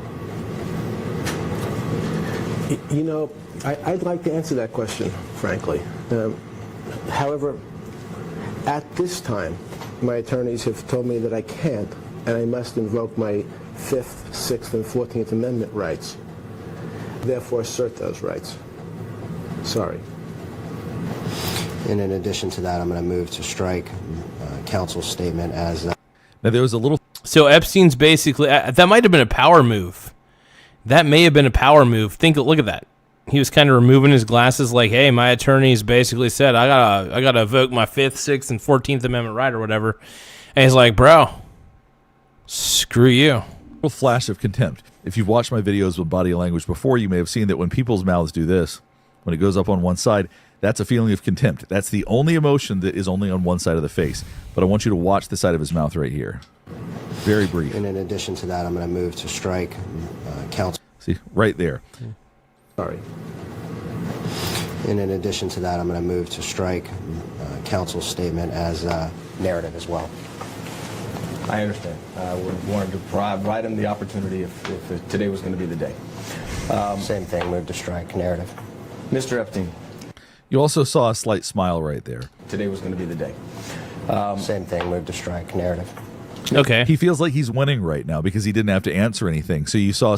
Yeah, so that's interesting. So it feels like a power move in a lot of ways. I don't know if it's an effective power move or not. That's remains to be seen, obviously. Hindsight's 20/20, probably not. But yeah, Jeffrey Epstein's still a pedo at the end of the day. So that's all we know. Smile come across his face because he feels like he has the upper hand. Jeffrey Epstein loves being in control. So when he thinks he's won, when he thinks he's in control, you are going to see him at his happiest. Mr. Epstein, how long have you been... It's nice to see him smile. It's nice to know that he could have smiled a couple times. Hell yeah.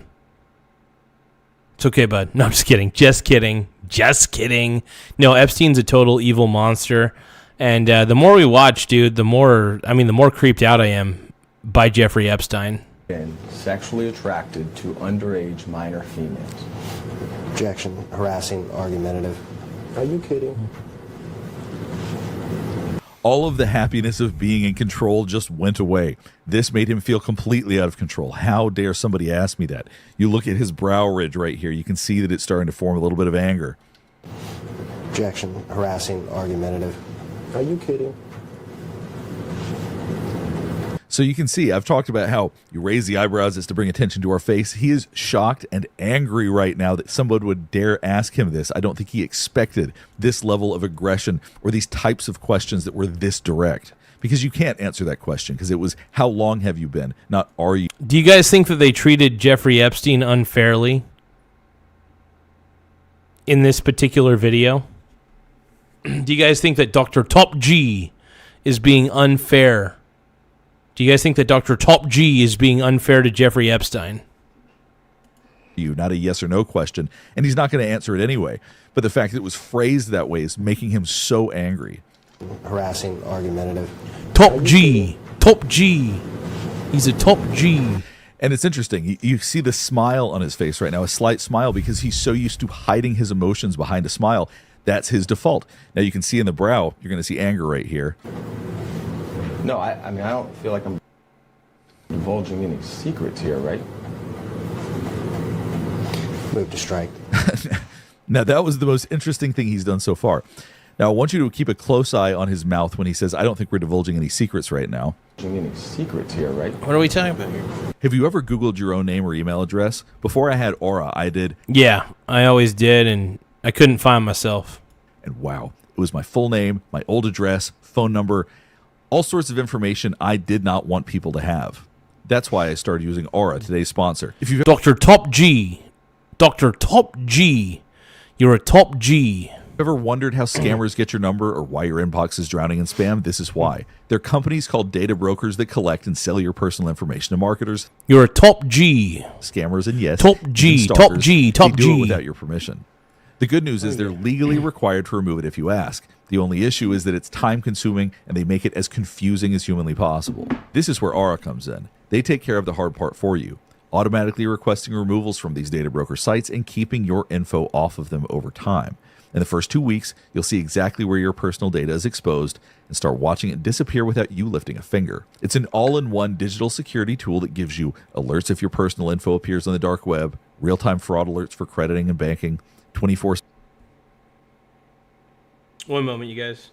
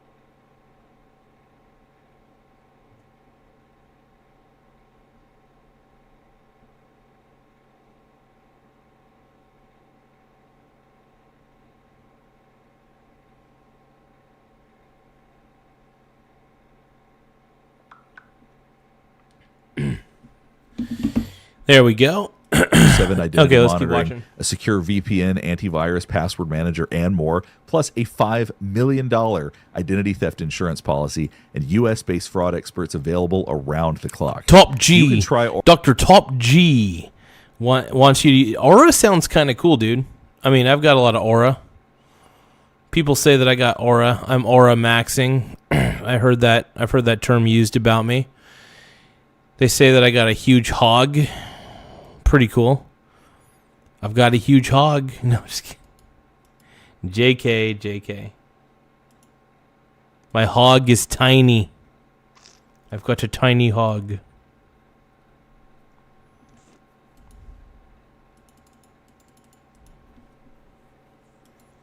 Aura free for 14 days at aura.com/Dr. G. That's enough time for Aura to start scrubbing your info off all of these data broker sites automatically. I'm not leaving myself vulnerable, and you shouldn't either. Go to aura.com/Dr. G and get started with your 14-day trial today. All right, back to the analysis. Now you can see the position of his mouth right here. This is basically saying, fair point, or, yeah, I get what you're saying. Now, obviously, he's not going to say that out loud, but as that's being said, this is an acknowledgement of the truth of it. This is acknowledgement of saying... He's acknowledging it, he's like, hell yeah. No, I know what I did. All right, that's a fair enough point. Clearly, he would never say that, but that mouth right there, that expression right there betrays him. No, I mean, I don't feel like I'm divulging any secrets here, right? Move to strike. Okay.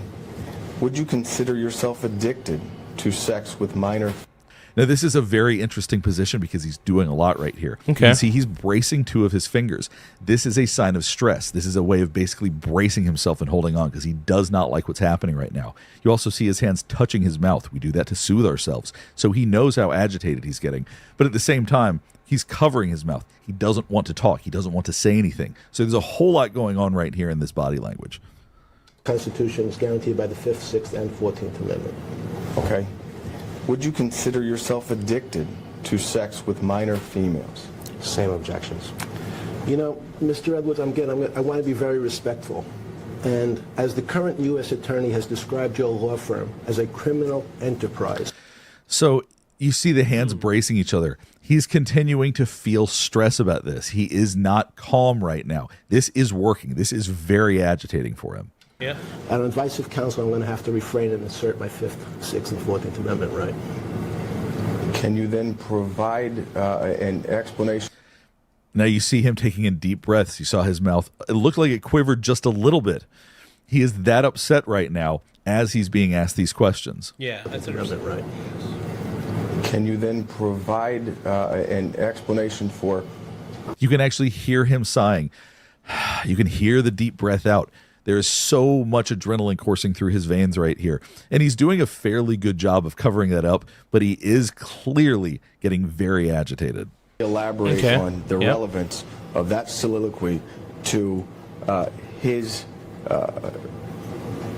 touching when she was 13, 14. Damn, dude. I mean, dude, this Epstein's such a sicko, dude. Total sicko, dude. 15 years old. Cali Mama Vibe says, y'all think he's still alive? I'm starting to lean towards the possibility that he is. I'm starting to lean towards the possibility that Epstein is still alive. In a sexual manner.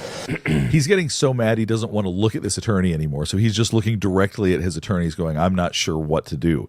And that's a way to refocus his energy so he can give this other attorney as little reaction as humanly possible.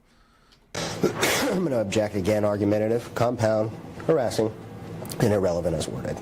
These juries are the jury is going to want answers. So I know that you're telling us that you're going to respond at some time in the future, but the time is now. Would you like this opportunity to explain why? There was the contempt again. Not surprisingly, clearly he's very agitated.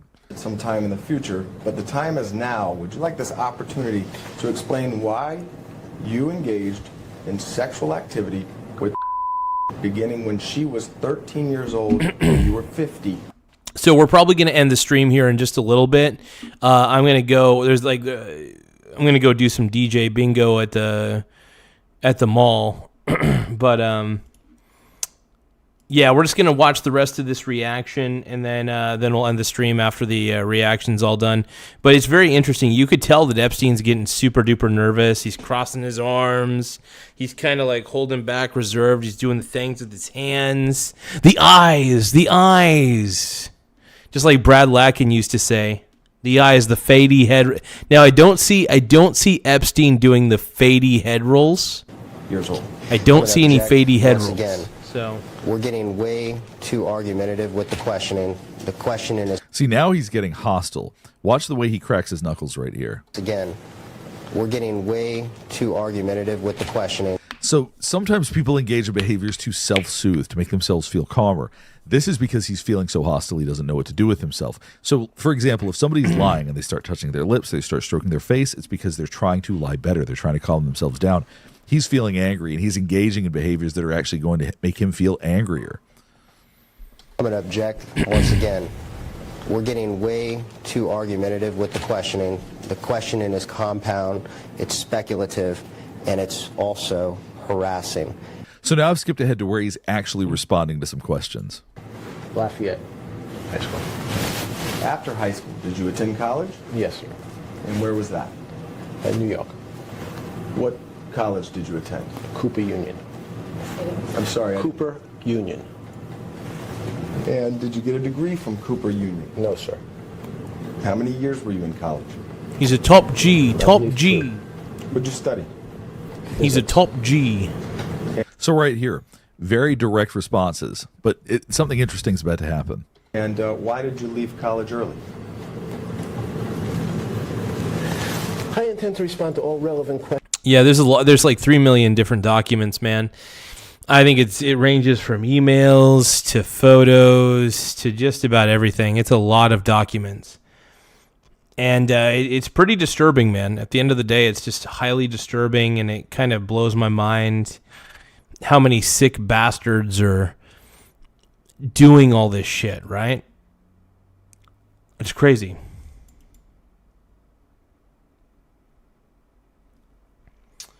It really is crazy, man.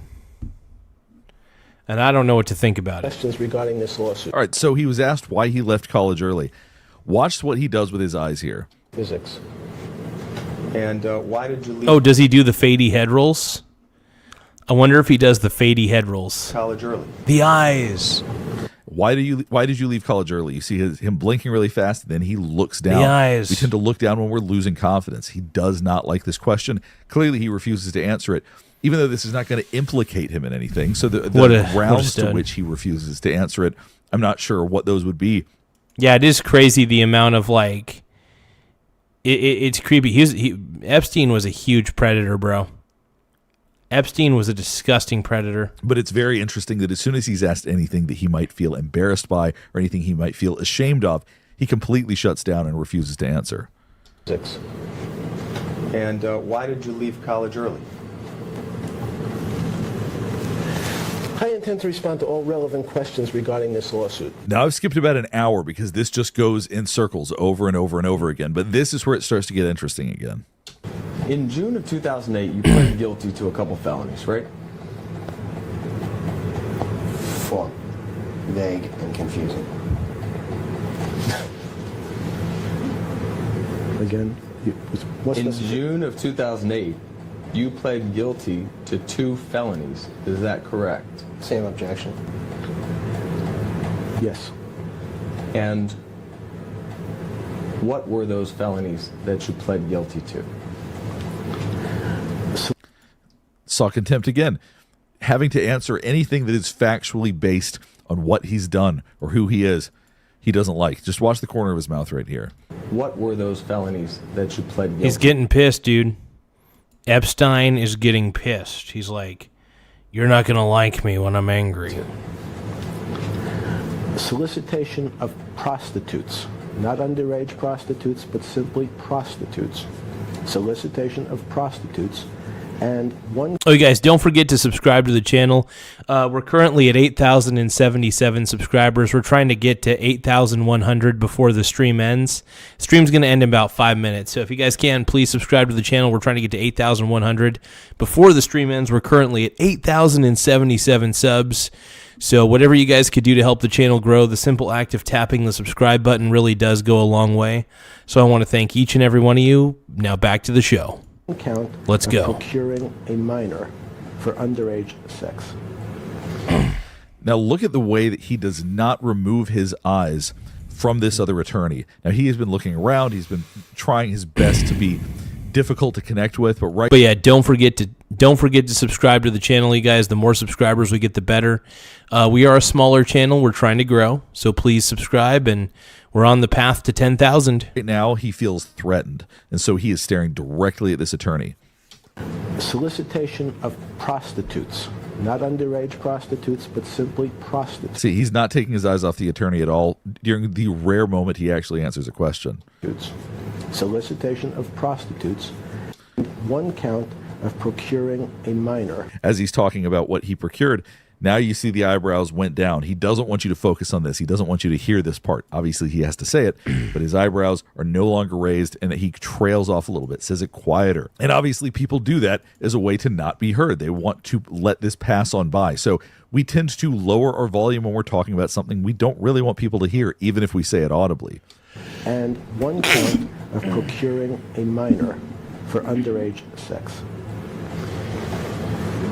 And you saw a big swallow after that. That made him feel nervous to have to answer that question. Yeah, you could tell he's just all sorts of nervous. He's all sorts of. You could tell his thoughts are racing. He's getting a little sweaty, it looks like. He's getting nervous. Epstein is getting nervous in this video, bro. He's getting super nervous. Again? What was the name? He's freaking the fuck out, bro. Any of the underage minors that were the subject of the criminal charges to which you... He's already shaking his head. He's not going to answer this question. What was the name of any of the underage minors that were the subject of the criminal charges to which you pled guilty?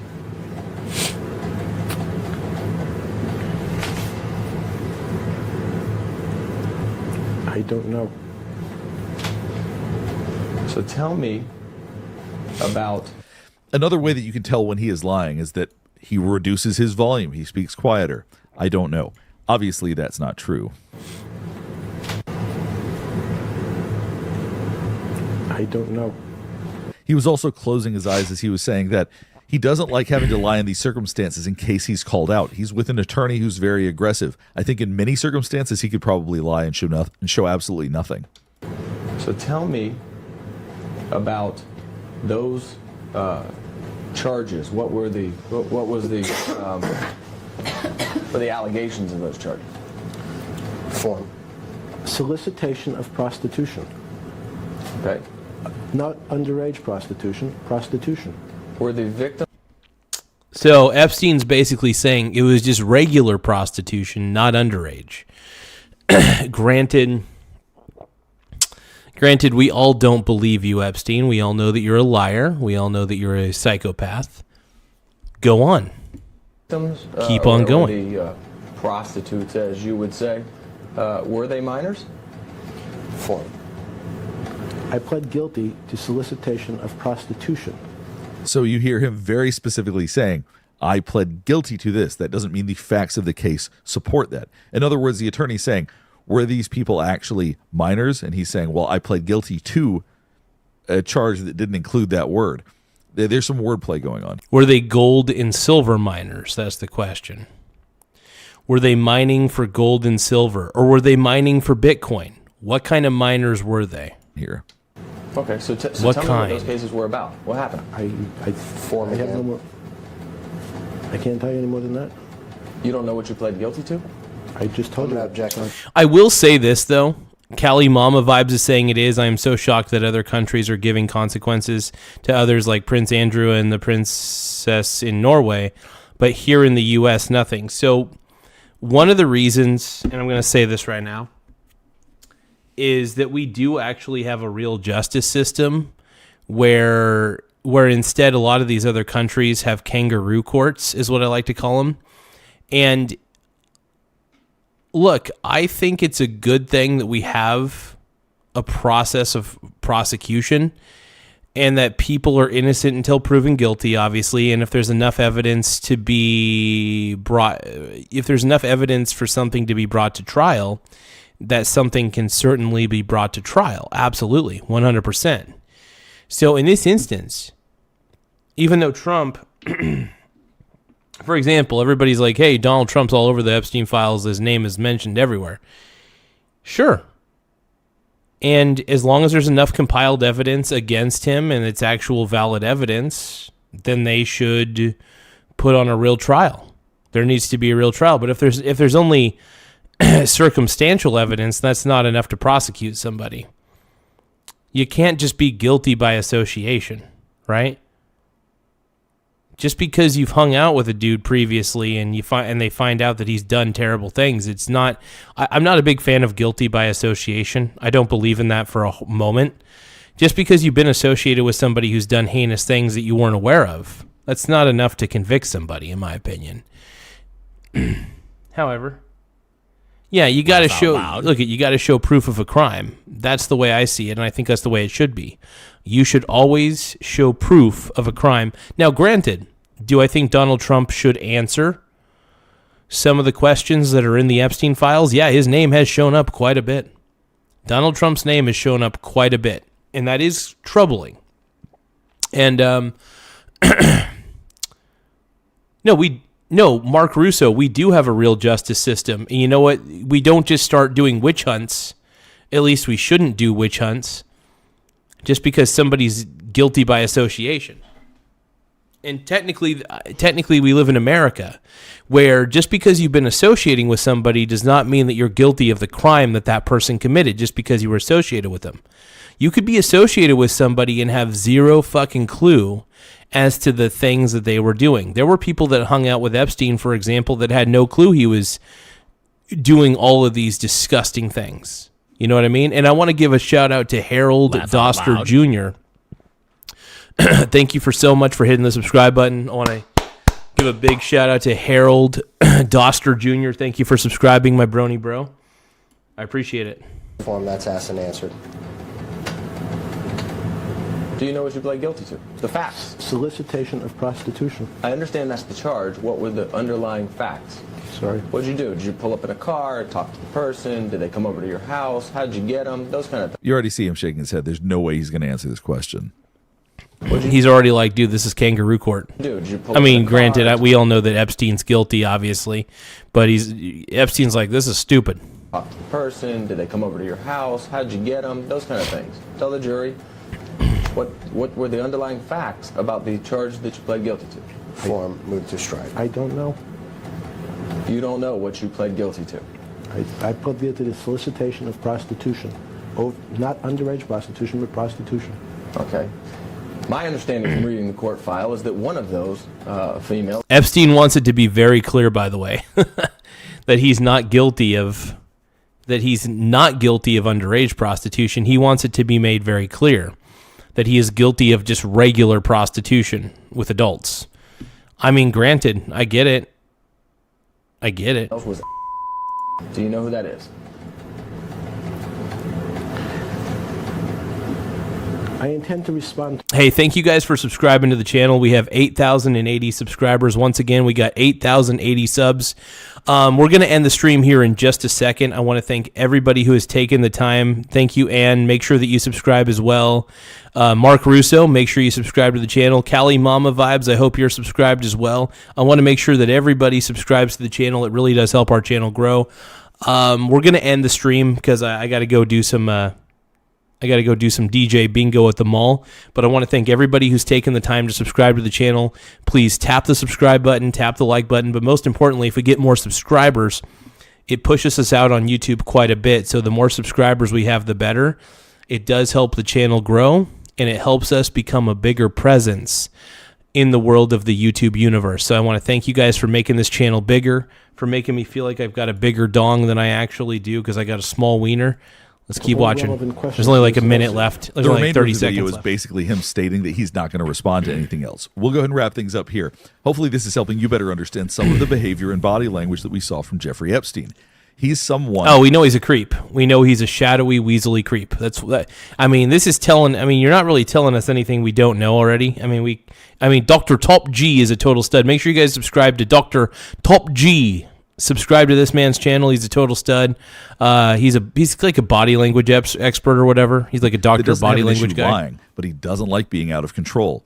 So being out of control and being asked questions where he basically had to lie or had to be deceptive in some way made him uncomfortable. You saw him trying to sue. But anyway, we're going to just end the stream right now. I do want to thank everybody for taking the time to view this particular stream. We're going to be streaming a little bit later tonight. I'll probably start streaming again at around, 8 o'clock or something. But thank you. Please don't forget to subscribe to the channel before you go. And so that way you don't miss any additional live videos. But yeah, we love you guys. We've been covering Epstein like crazy. We've been covering Jeffrey Epstein like crazy, so make sure you subscribe to the channel. If you think that Jeffrey Epstein is a terrible, terrible human being, make sure you subscribe. And I'll see you guys on the next live stream a little bit later tonight, okay?